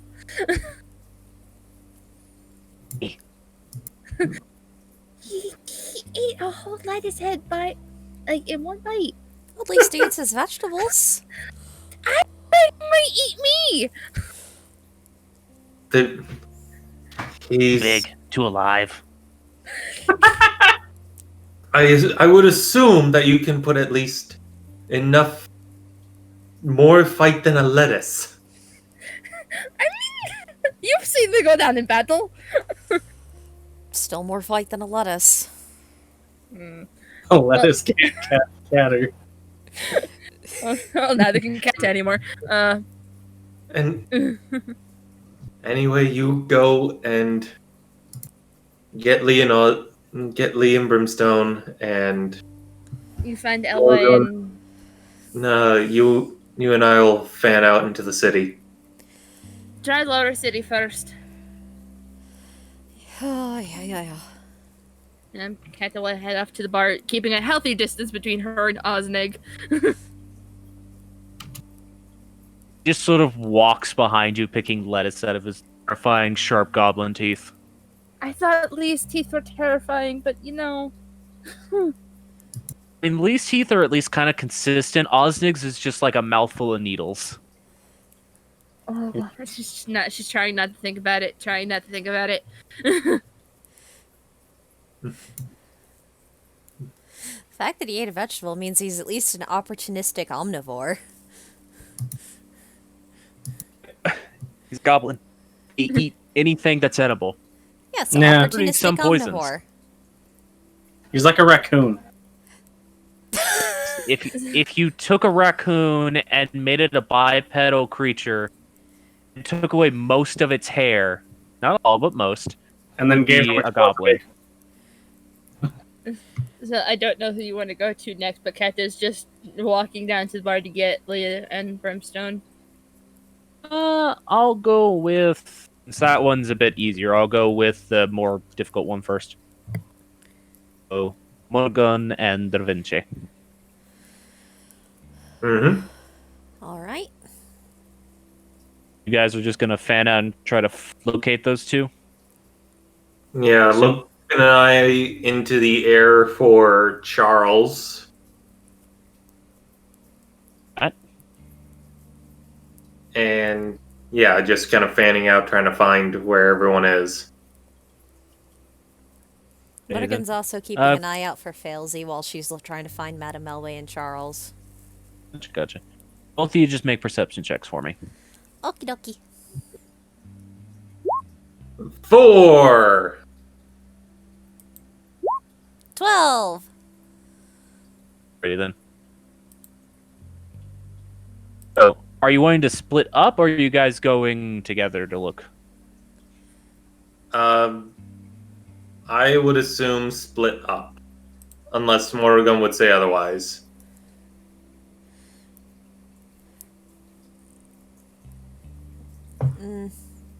If the idea would be like them just pick a spot to meet up later, then she'd be willing to split up to look. Yeah, just basically, if you find someone, bring them to the house. Yeah. You both split up. Yeah. Vinci. Start with you.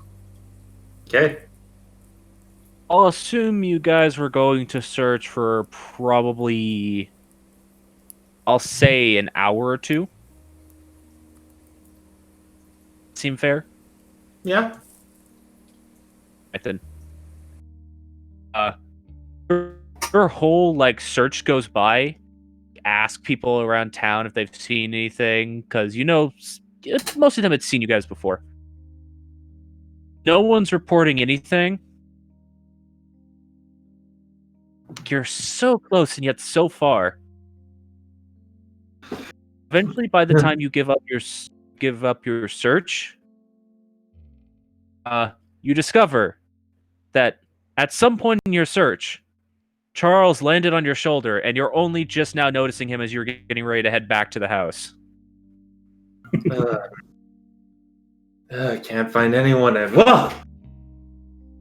Hello. Well, I recognize that crown. Charles, when did you appear?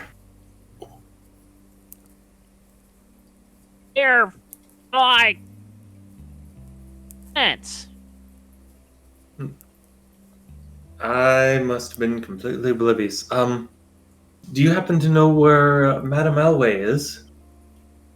Oh, Hmm. great. It seems though the when the watch teleported us, kind of scattered us around. So far, everyone, as far as I know, everyone's safe. Just we're now kind of split up. Could you help me search for the others? Didn't see them. Okay, well, let's hope that they know Found to. you. Hmm. Let's hope that they think to go back to Keda's house. Seems right. Hmm. Let's go.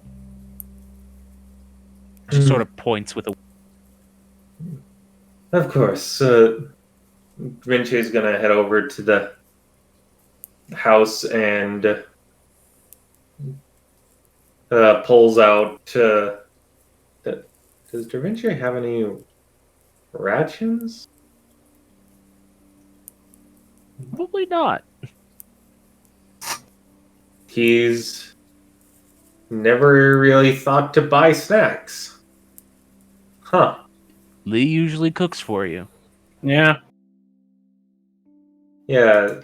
So if he did have something, he would give a snack to Charles, but he doesn't have anything, so just kind of walks along. A gun. Yes. You search into a different part of the town, and eventually, you sort of like lose track of your surroundings for a little bit and get kind of turned around. Mm-hmm. The first place you see when you finally try to get your bearings again, just this weirdly out of place shop down an alley.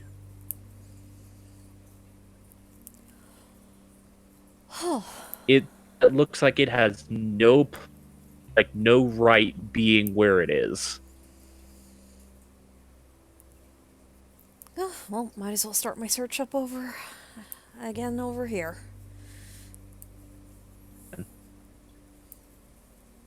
Lizzie, you've been in the shop for a couple of minutes now. Is there anything particular you'd be looking for since you're already here? Aside complaining that her insides seem to have been rearranged. You feel a little ghibli. Probably in her head, but she definitely thinks that she's missing a kidney now. Like weird. You feel it's so bizarre. You feel a day younger, and it makes no sense. It's just how you feel. God damn teleporters. Did Draventure even read the instructions? You were the one who told him the instructions. Lizzie, even for teleportations you've experienced before, that one felt weird. Normally, teleporting is like taking a step and it feeling like you step across hundreds of miles. That one felt like you were staying completely stationary, yet you took hundreds of steps. It feels very bizarre.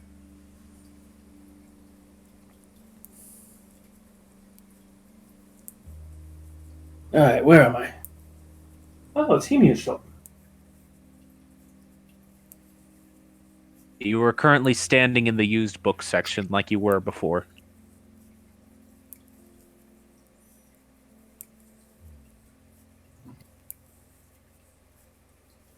What's this place doing in the desert?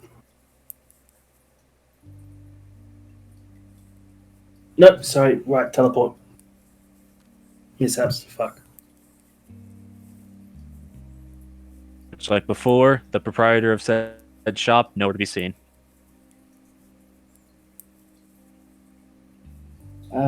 She'll wander around a bit before maybe hitting the bell. Assuming there's a bell on the counter. There is. Right as you hit the bell, you hear another bell sound as Morgan walks in. Oh, did you get teleported random places as well? Well, I wasn't expecting to find you so soon after getting a little sidetracked, but yeah, I did. I ended up just outside of town.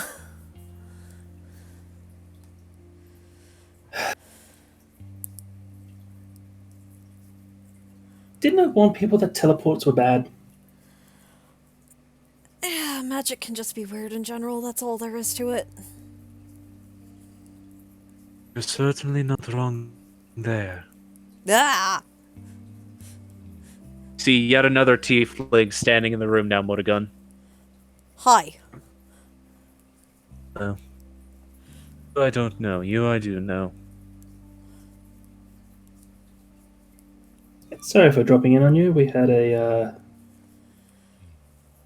Quite a teleportation. literal drop in. You teleported into my shop. That's very bizarre. Yeah, not on purpose. Our driver doesn't know what he's doing. And teleporting is bizarre anyways. Doesn't always work the way you intended.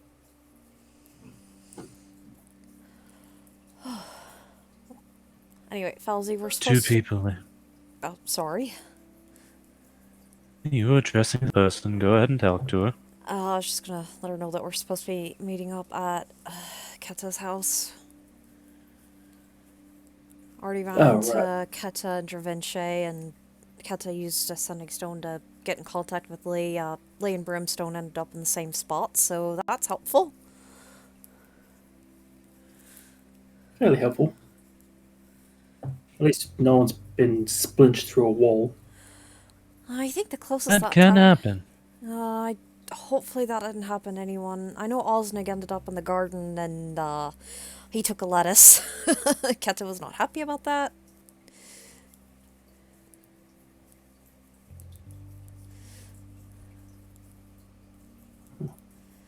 Both very curious fellows, so... Somewhere to be, I assume. Probably, most likely, but since I'm here, Well, Felzy, I'm actually, gonna go ahead and go try to find Madame Elway, so if you want to do some shopping here and then meet me up at Keta's place after, I'll meet you then, okay? okay.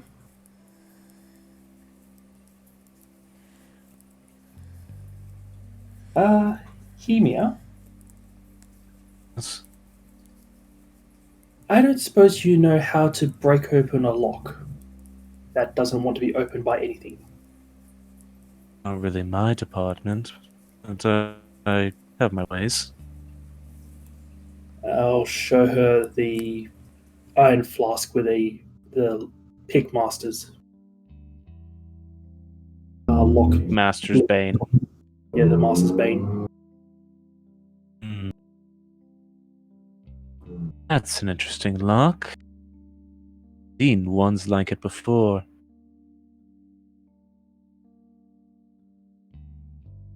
What item you've got there? Yeah, I'd like to know what the You're item wanting is. it.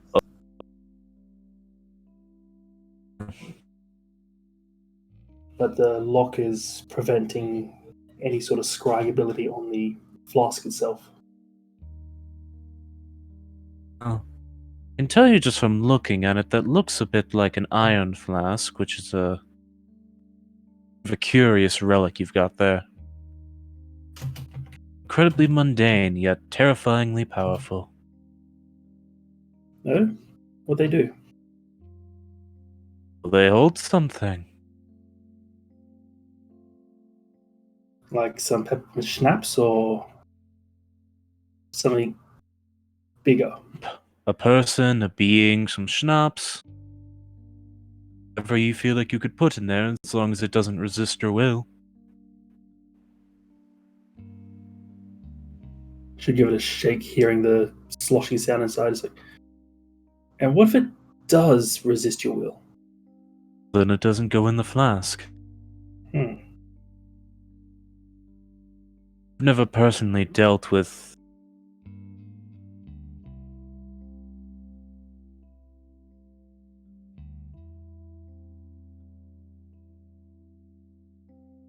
Curious effects on living creatures. Ash, you cut out for a second there. Curious effects on living creatures. The last To thing I tell me heard when was I cut out. I never dealt with and then stopped for a long pause. I've never dealt with them personally, but some of my associates in the enchanting field have. I mean, they have very curious effects on living creatures.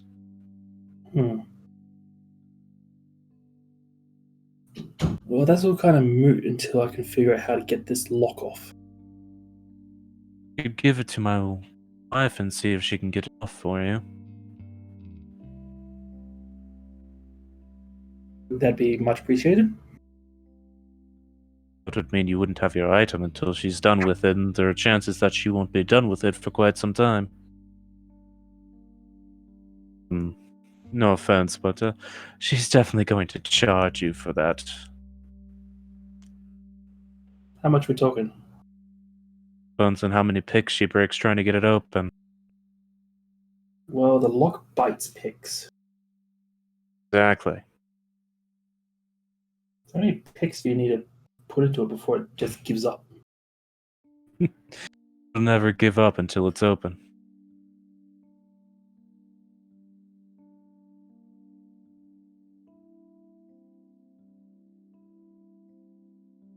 I'll have her attempt to open it, and once it's open, I'll contact you and tell you the bill for the amount of effort that went into it.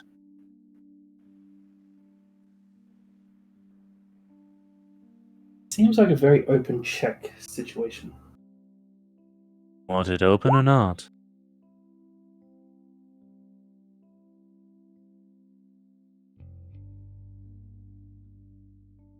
I'm ready to pay the fee, but that's the only offer I can give you. Yes, I do want this open.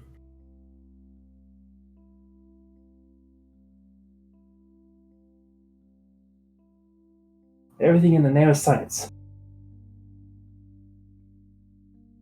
So you are going to hand it over? Yeah, she'll hand over the iron flask. Thank you. Get her right on that as soon as she gets home tonight. And she just sort of like tucks it underneath the counter. Be a nice challenge for her. She'll enjoy that. And become endlessly frustrated and experience a feeling of total elation when he gets it open.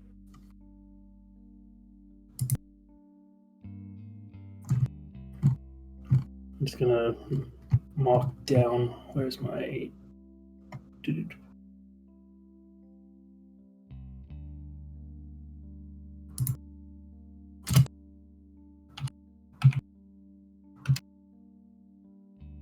Was that all you had to request of me?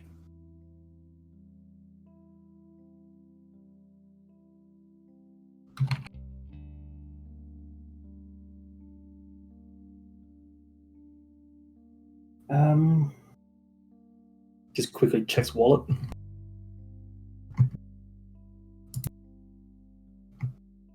Do I want another puzzle box?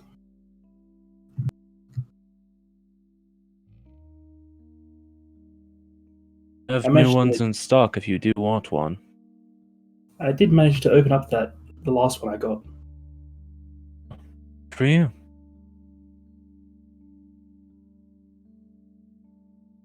Full of a Right. slimy substance. That sounds right.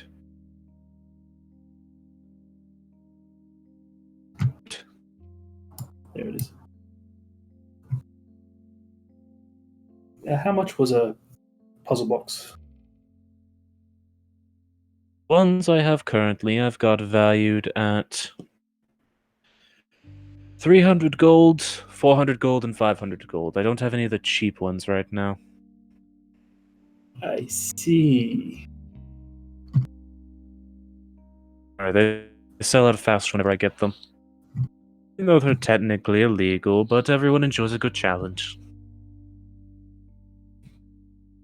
Wait, they're illegal? Yes. I did not know that. Why are they illegal? They're created by the main enemies of the state. These puzzle boxes are made directly by the entity referred to as Game Master. I told you that before. He's very much an enemy of the state. Still, though, Not going to explain legality to you. I'm just simply telling you that they're illegal. hmm.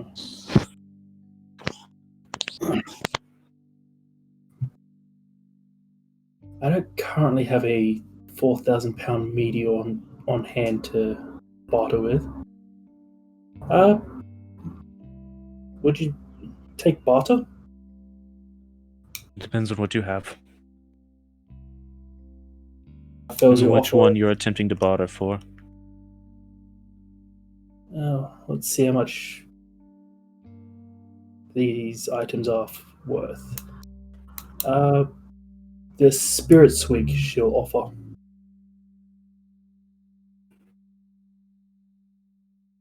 The I know what it is. blue light. She's going to take a look at it. You see a momentary glow in her eyes. Of an old bottle.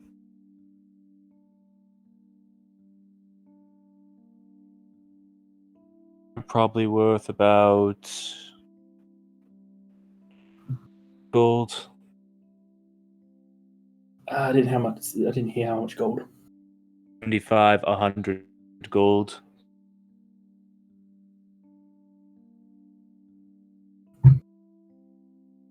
Fortunately, this isn't a particularly difficult concoction to make, but it's made with fairly rare ingredients, so it's a bit more than the average potion.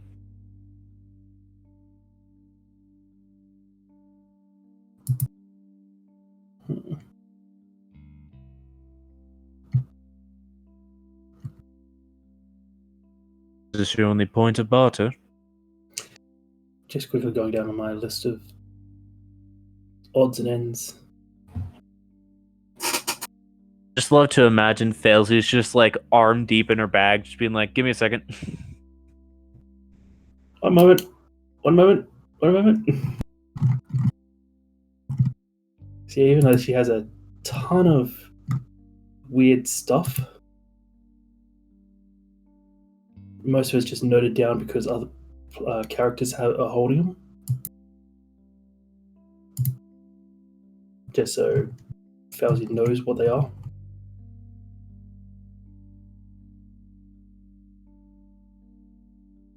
No, should not sell the Mask of many faces.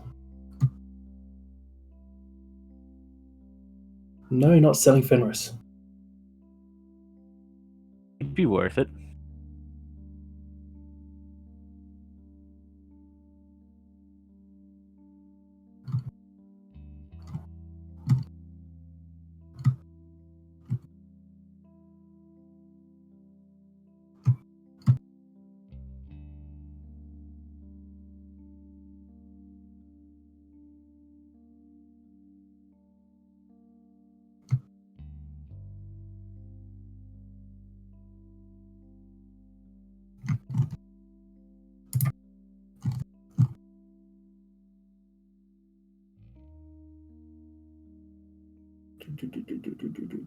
If you need to take some time to think about it, you're fine.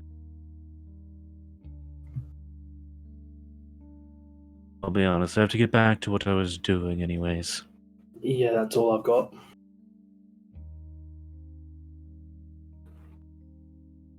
If you would like one, you can come back later. I'm open until evening, and then I close. So. Not Alright, until the sun goes down. Alright, I'll come back later then. Bye. So I assume you head out. I suppose I better go see the rest of the idiots. Letters. Bye.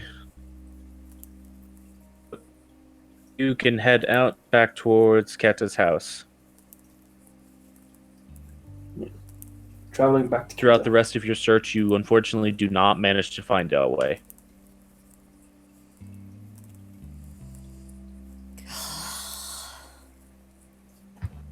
She's a big girl, and if she did get splintered into a wall, I'm assuming she'd turn back into her original form and devastate the entire town.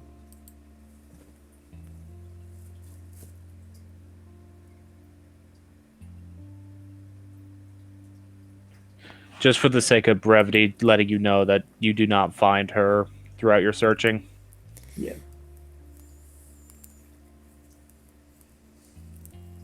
Not that Felzy So- was looking that hard. Either Madame El will just turn up with everyone else, or she would have destroyed the town. Also, just for the sake of brevity, I'm going to say that you all have reconvened at Keta's house at this point. Okay. So, I think it's daytime. It's about, at this point, probably about 1 or 2 in the afternoon. I don't think there's much we can do during the day, or at least what I want to do during. What I want to happen may happen during the night because I need to go talk with somebody. And I kind of probably need to do that alone. Looks nervous. Keta talking to someone at night alone. I'll be. Huh. Hmm. And if I'm not fine, I can scream loud enough that you can hear me. No.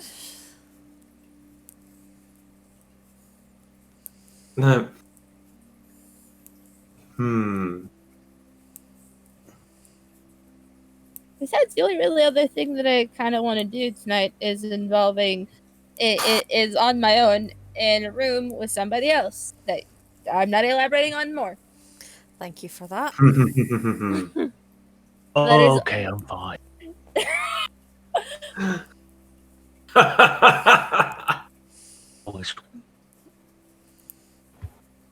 We will talk later.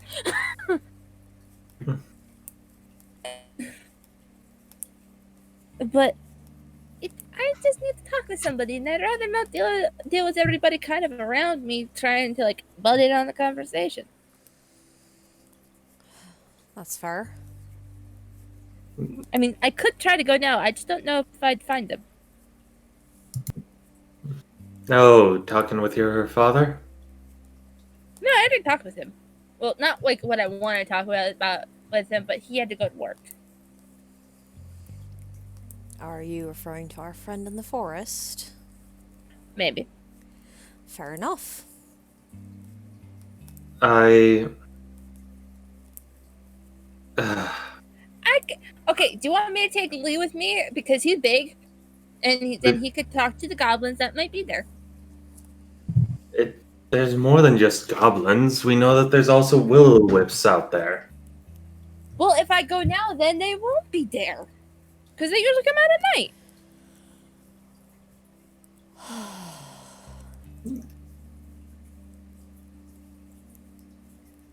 So, Brimstone, are you allowing this? I mean, If I went to Brimstone or my dad to ask if I can do something, they tell me that I'd still have to stay in the house.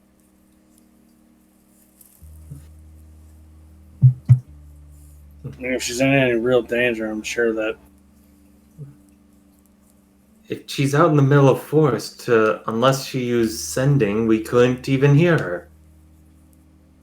I'm sure I don't some. think that's true. I'm pretty sure we could hear Keta as she screamed. Yeah, and if I use thaumaturgy, my voice is 3 times as loud. Oh god. And then there's the question of how will we get out to you in time? You're Go fast. with her. Dad, if it's alright with you, I'll go with you. I don't mind having you with me. It's just I'm not a baby bee. Keta, we're I can aware, but there's defend safety in numbers regardless of one's abilities. I just don't need to take 8 people out there with me. Fair Not enough. asking you to take everyone. But going out alone is also a stupid idea. I wouldn't even want to go out in the woods by myself. I'd want to have at least one of you all with me if I was to go out there. Go with her. I think. Okay. Here's the thing. Okay, Just are think you- about it. Okay. I think it real hard. Oh no, did you hurt yourself again? Maybe. But the thing with the rocks. I think I figured out how to think hard enough for you to hear my thoughts. Lee? Okay, hold on, honey. Are you okay? Like, Maybe. she's actually gonna like check him over, like make him like lean over so she could check over his head. Fine. I did it to Osnig when he wandered off into the desert. I thought real hard and he like thought back to me and it was really weird. You cast. I don't I don't know how it works. I don't know how it works. But it worked. So if we're in trouble, I can get a hold of one of y'all. So did you cast sending? Oh, I thought real hard. Oh, Don't know what that is. I'm going to ram my head up against a wall.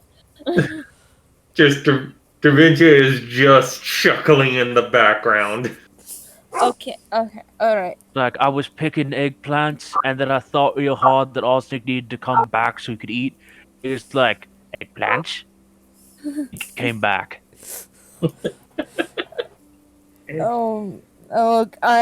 My brain's hurting. Mine is too. Oh, Like, but it hurts my brain when I do it. So are you like draining yourself of? Okay, wait, no, you're not even acknowledging the fact that you're using magic, so I can't even ask if you're going to experience mana burn. It's a little. It hurts a little bit to do it, but it does. It's not like that bad. All right, so it's not absolutely draining. Sorry about that. Okay. well, if he ends up suffering from it again, I've got the medicine with me still. It's in my bag. All right. We're fine. Should we head out now? Probably need the time to look for her, considering she's a little elusive. Yeah. True. If you two are gonna go out there, could you be on the lookout for Madame Elway while you're out there? She might have ended up in the woods. Who knows? I'll look Yeah. for her. And as we're Yeah, walking, Charles Lee, with me too. as we're walking, Lee, I have a proposition for you. Terrified. I'm 5 foot and like 100 pounds. Why are you terrified of me? Because I'm scared of you, Keta. Why?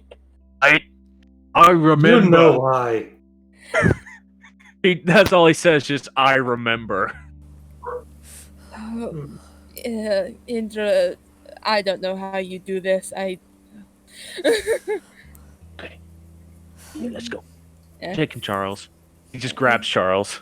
I was going to say, like take that. Charles with you. He doesn't like grab him like a squeaky toy. He wraps hand around bird and lifts up. Like whenever you see someone pick a bird up in a photo, it's just upside down, not moving. Pick up or gently like him. Yeah, it's probably good for you to take Charles with you. He can at least keep an eye from the air. I mean, given Lee enough time, he could probably do that as well. Can I get him?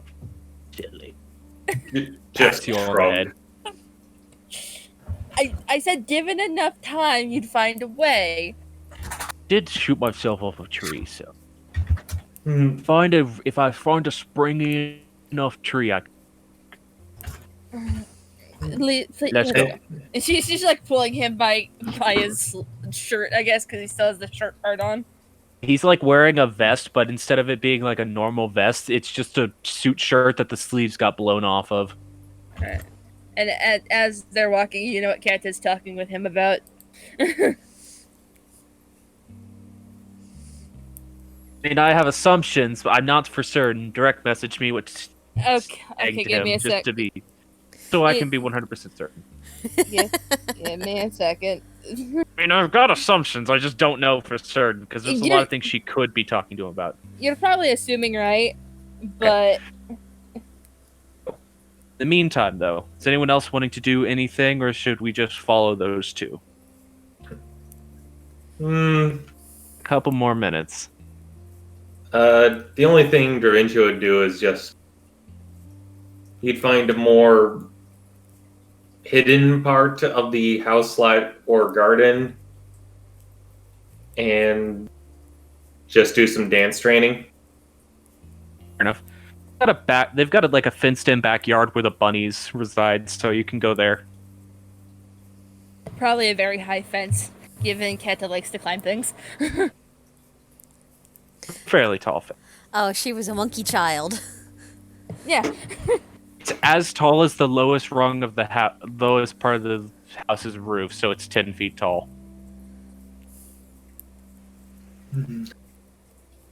Okay, perfect. Yeah, this time though he's going to be practicing his sword techniques.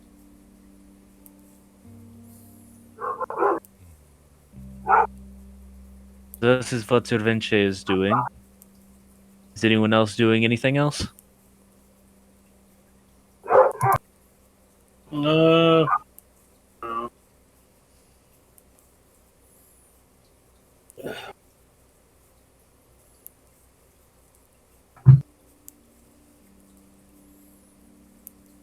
Right. much on Rosie's end.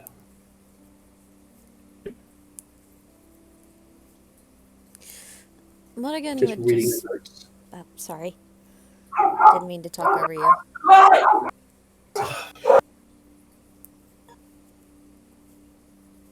Is Just- Morgan doing anything? She just would be sitting in the backyard, not participating in the dance practice, just sitting back there to basically not be alone. And she's rereading over that letter she was given in the Mountain of Reflection. Fair enough.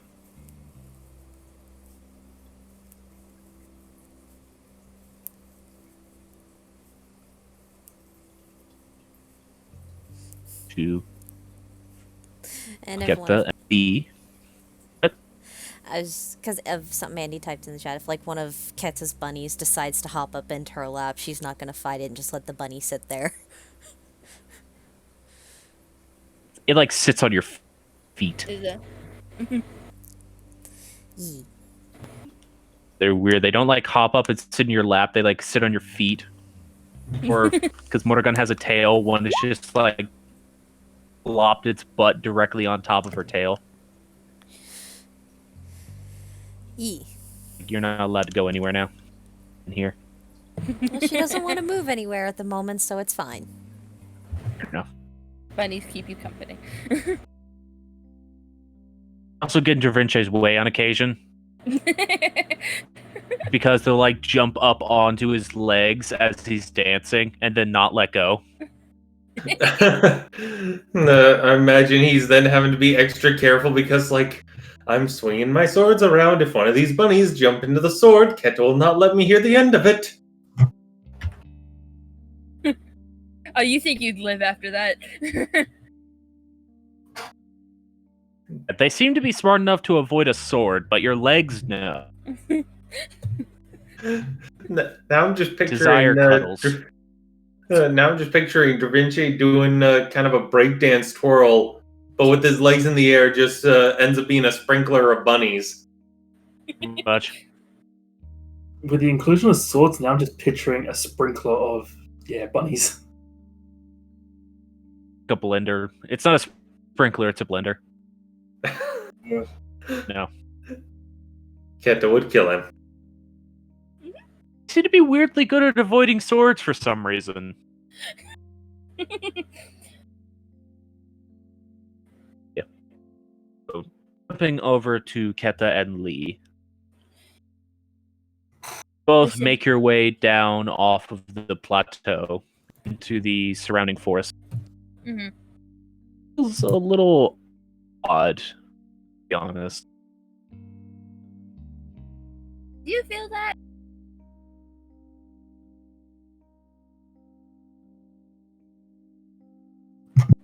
Like that weird feeling in the pit of your stomach?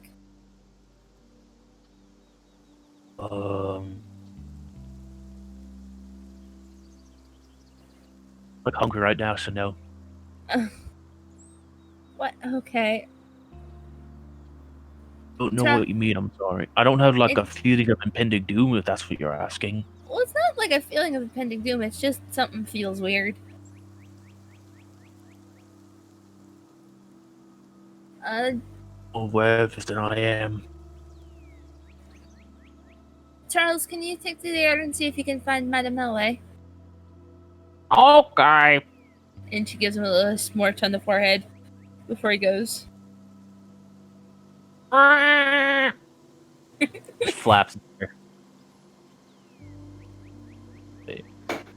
Occasionally circle overhead as you're walking through the forest.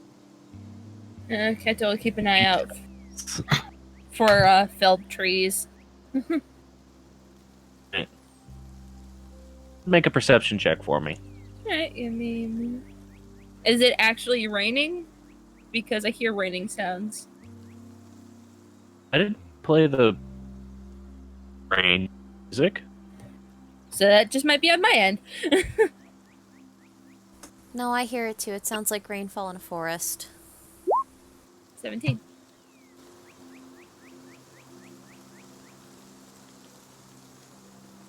That's supposed to be like rustling leaves. Oh. Okay. 17.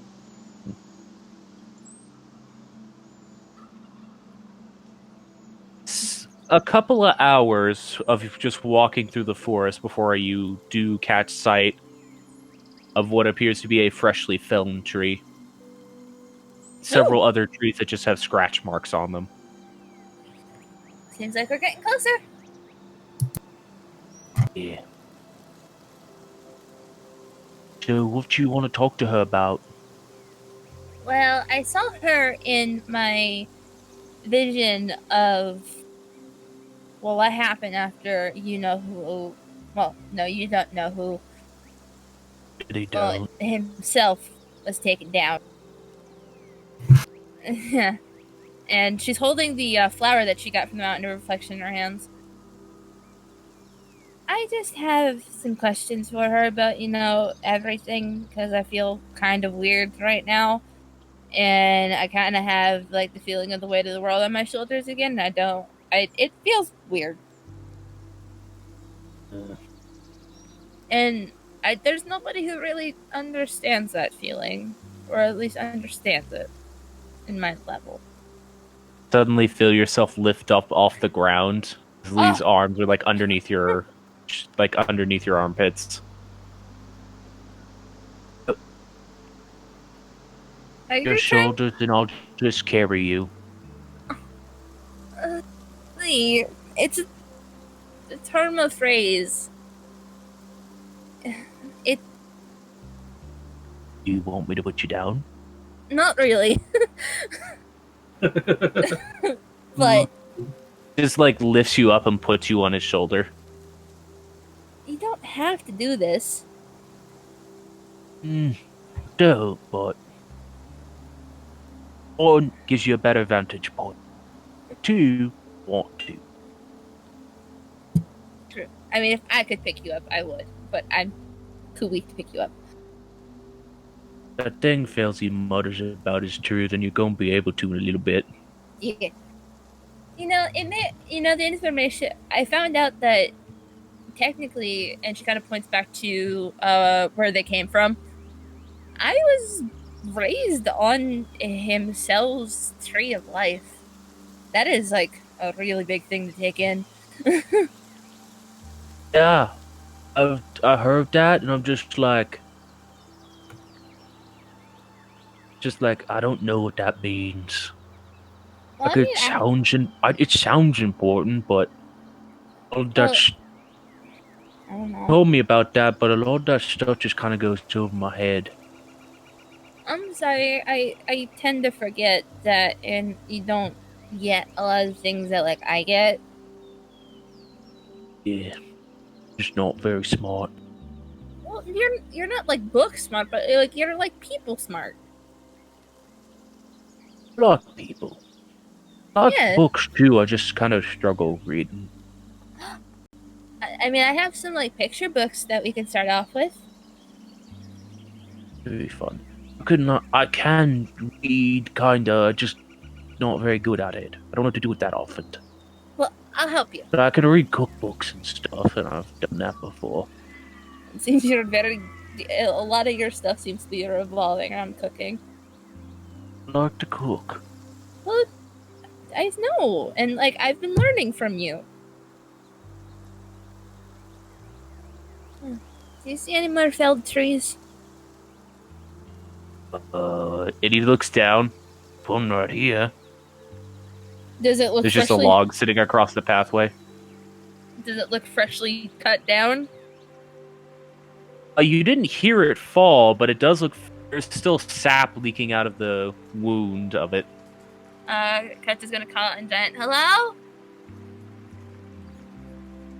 Hear it echo through the trees. Just hello, hello, hello.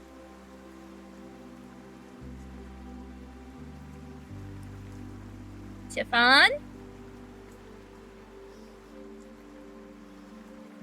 Probably. They probably already moved on. Yes. I assume that was not Lee's voice. You turn your head to look at the source of it, and there's just Tutilla's face emerging from the canopy. To you. Hi! Hi.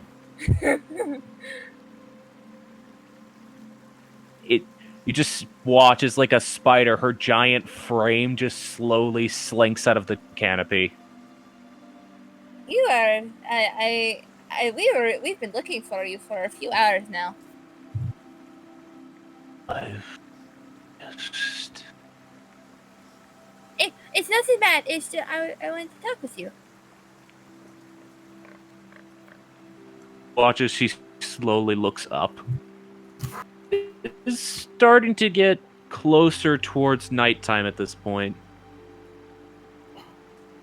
Is it okay if we talk?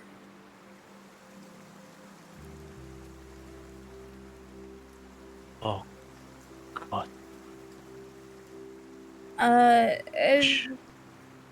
Well, she shows off the flower to her. Watch Tutilla's eyes go wide. I assume you And you just see it? like has like these cross-shaped pupils, and you just watch as they like open up, diamond-shaped. I assume you recognize it? Yes.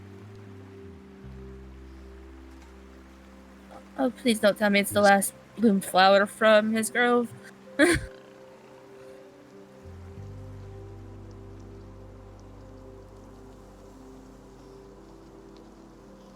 Ash? Oh. Oh. Ash, you keep cutting out. Yeah, you keep cutting out. I can't understand what you're saying. No, not the last. No, not the last. Well, I also technically met him in a weird way. Head slowly tilts to the side. I went into this mountain and it showed me visions of the past, and well, I'm sorry that the humans that were with Grim weren't kind to you. They were awful men.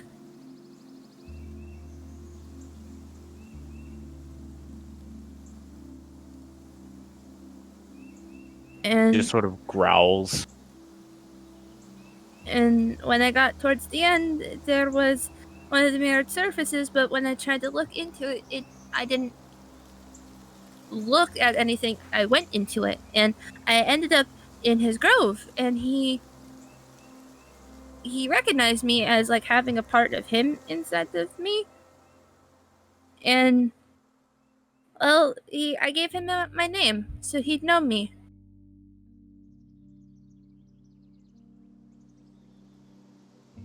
And I know his name. Watch as Tutila's expression shifts slightly. Can I make an insight check? Sure, go ahead. It's probably impossible to do it, but 22. It's not hard to read. I mean, this is not a creature good at lying. Yeah, 22. Intimidating presence. It doesn't have a super high charisma score. Just the fate as her face sort of shifts between expressions, starting off as confusion and then disbelief, and then confusion and curiosity. It's almost like a look of realization. I assume you just realized something.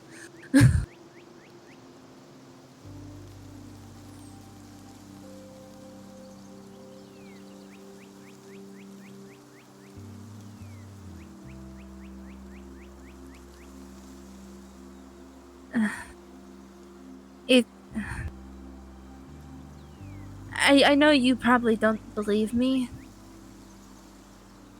I mean, you have no reason to believe me. I'm just... well, me. Before you can continue that statement, both you and Lee are grabbed in her hand and she starts running through the treetop. She's like, oh god, oh god.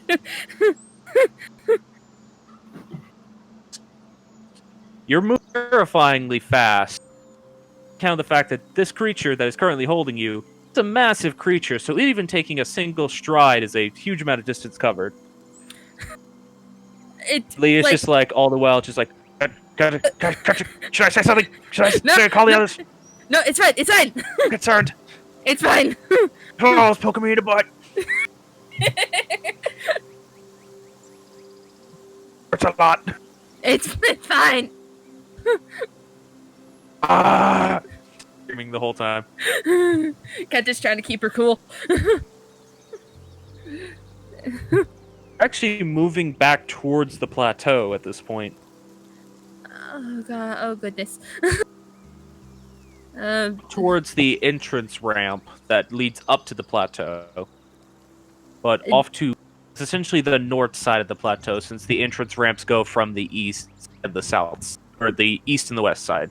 Wait, isn't towards the north also where more of the ironwood trees are? So the north is where the ironwood trees that the Emerald Plateau mainly harvests are grown. Okay, so Katja has an The idea. south is further ironwood forest, but it's usually not harvested as much. Mhm. That's technically the original holding of the... Sorry. That's technically the original holding of the ironwood orcs, so it's only harvested when they choose to. Alright, yeah. So Kata is just trying to like keep her wits about her, like, alright, okay, we're going this way.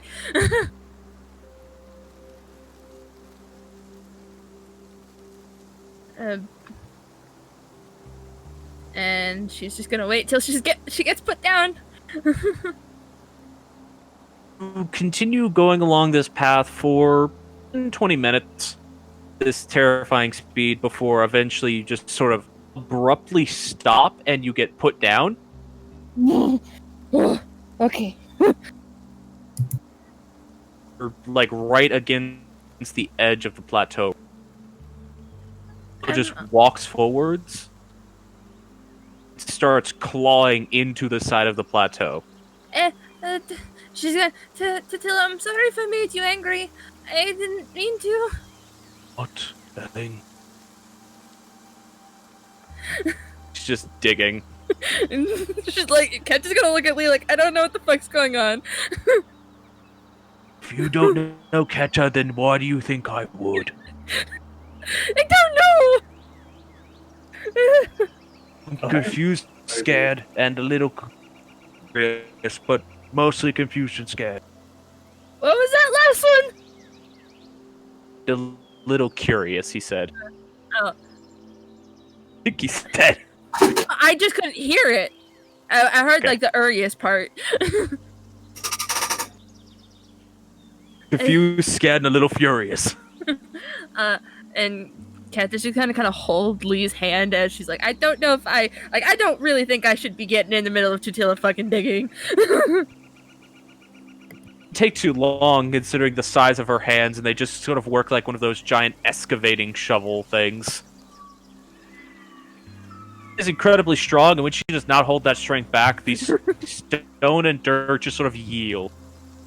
Yeah, so Kat is just clinging very tightly to Lee now.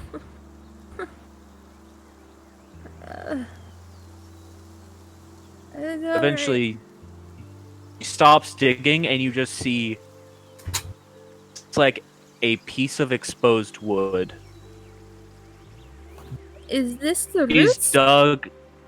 dug probably a good 30 to 40 feet into the side of the plateau. Do you want me to look in there? Alright, and Keto will kind of go over and cast light. And start looking into Within the a hole. certain range of Tutila. Yeah, it's like, okay, well, she's gonna look like, I can't really see, could you back up like 5 steps? I mean, walk underneath her. Well, yeah, so once she gets in there and like a bit out of Tutila's range where she can cast light. Dark vision. Well, no, it's gray. It doesn't help her see color. No. Saying. Yeah, she wants to be able to like see differentiating color. Tutila backs up so you can use your magic. Yeah, and so yeah, Katha will start looking around. You go towards the back of the cave. It's like this little impromptu dugout cave that Tutila's created for you. It's like her size, so it's huge. Okay. At the very end of it, where she stopped digging, you can just see that there is exposed wood. Worked wood or natural wood? Like a tree's trunk. She's just gonna touch the wood. There's immediate. And me. Oh, sorry. It's like an immediate sense of simultaneously relief and overwhelming dread.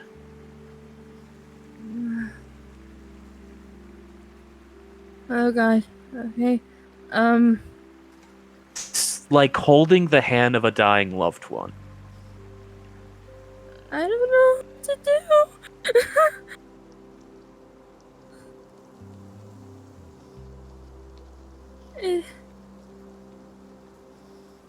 Kata's gonna, like, with her hand on the wood, she's gonna look back, and, like, with tears in her eyes, going, the tree's dying.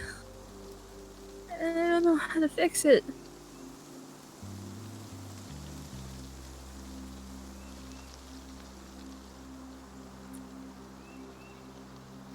Just watch as Tutila just is looking at you, slowly breathing. And she's just like, I assume she can't move the wood. Oh, it's a giant piece of wood. You weren't really given an opportunity to access your pockets before, and been hopefully the entire rest of the time. You do still have the flower in hand. She's actually gonna kneel then and plant the flower. Close to Just the sort wood. of don't really have roots or anything, so you just sort of like plunk it into the dirt. Mm-hmm. A hard packed dirt, so it doesn't really go in, but with enough persuasion, you're able to like make a little hole to put it into, and then pack some dirt around it. watch as the flower starts to glow a light pink color.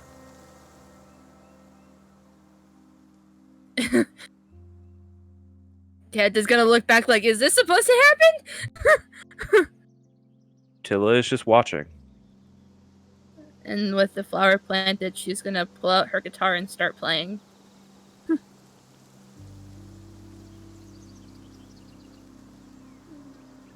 And she'll start doing what she does best as a bard and start singing. Go ahead and just make a performance check for me. Alright. With my new performance modifier, 16.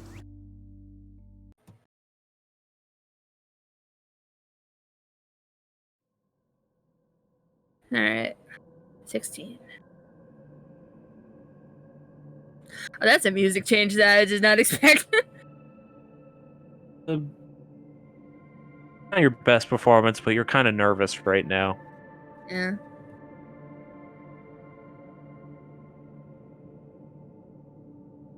There is a weird sensation around you, though.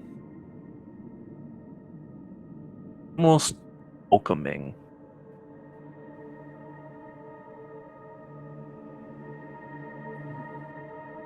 She's gonna look around herself to see if there's like any change with her. Don't see any change on your person. As several little motes of pink light float up from the flower into the wood, surface cracks open.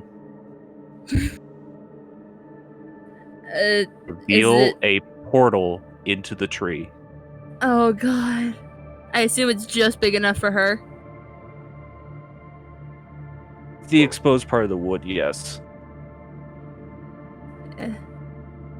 Keta will...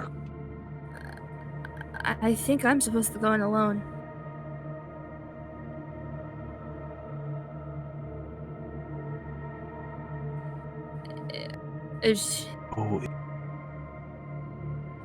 Alright. And she's gonna step inside.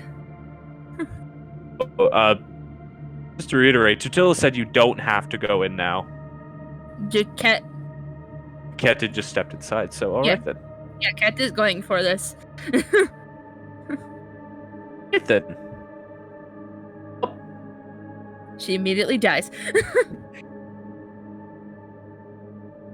Something we're gonna have to resolve Next week. out of session. At the end of session or after session? Out of session. Ah. Well, this is fun.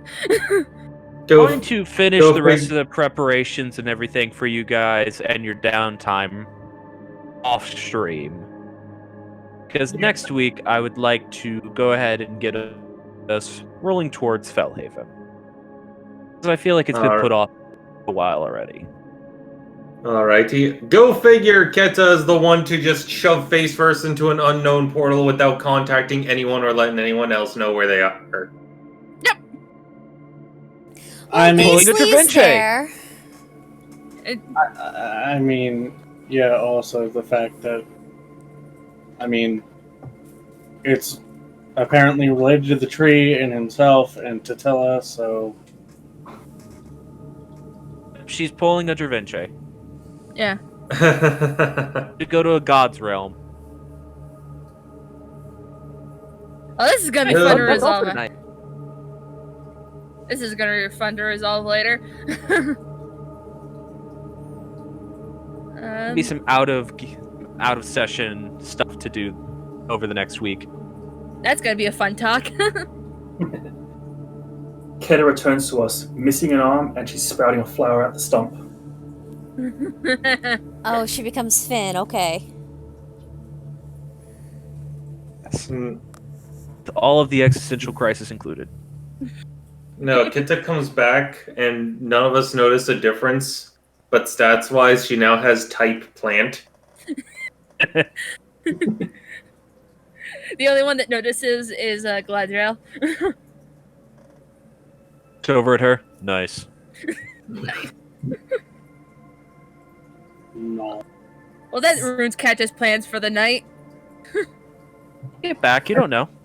You should have Keta thought of that before becomes you a- walked into random pink portals. Yeah, it seems very much ascribed to Keta, considering it's pink. Flower was pink as well. I know, I thought it was red. The pink rose. Remember rightly, I described it that way. Okay, anyway, regardless, I'm assuming that's your way of saying end of session? We're done for tonight. It's 10:40, so that's you. That trying to end is a little bit more in the accurate time. Yeah. Yeah. Alright, so does anybody have any shilling they would like to do? No. I'm gonna step aside earlier because I have to make a call. Bye. Bye, Armored. No shillings. Nope. I do not do shills. Okay, well then I guess our normal thing of if you watched and you enjoyed and you'd like to see what's going to happen next session, same channel, same time, same day of the week. So Thursday at or around 7 p.m. EST here on Twitch for the next session of the Scattered Realms. And I know I probably butcher that every time, but I'm trying. Doing good. I'm trying to be le professionnel. Professionnel. Yeah. So, everybody say goodnight. You know. Night. Keta may die. Yes. I hope you're at peace with that, Andy. Well, fuck. This is gonna be. Goodbye, friends, goodbye. I have again to say. Alrighty. But good night, everyone. We'll see y'all next week. Hopefully Keta doesn't die. I'll try not to kill her. An ignoble death. She dies off stream and in a private session. Uh-oh. Well, Oof. but yeah, good night, everybody. We'll see y'all next week.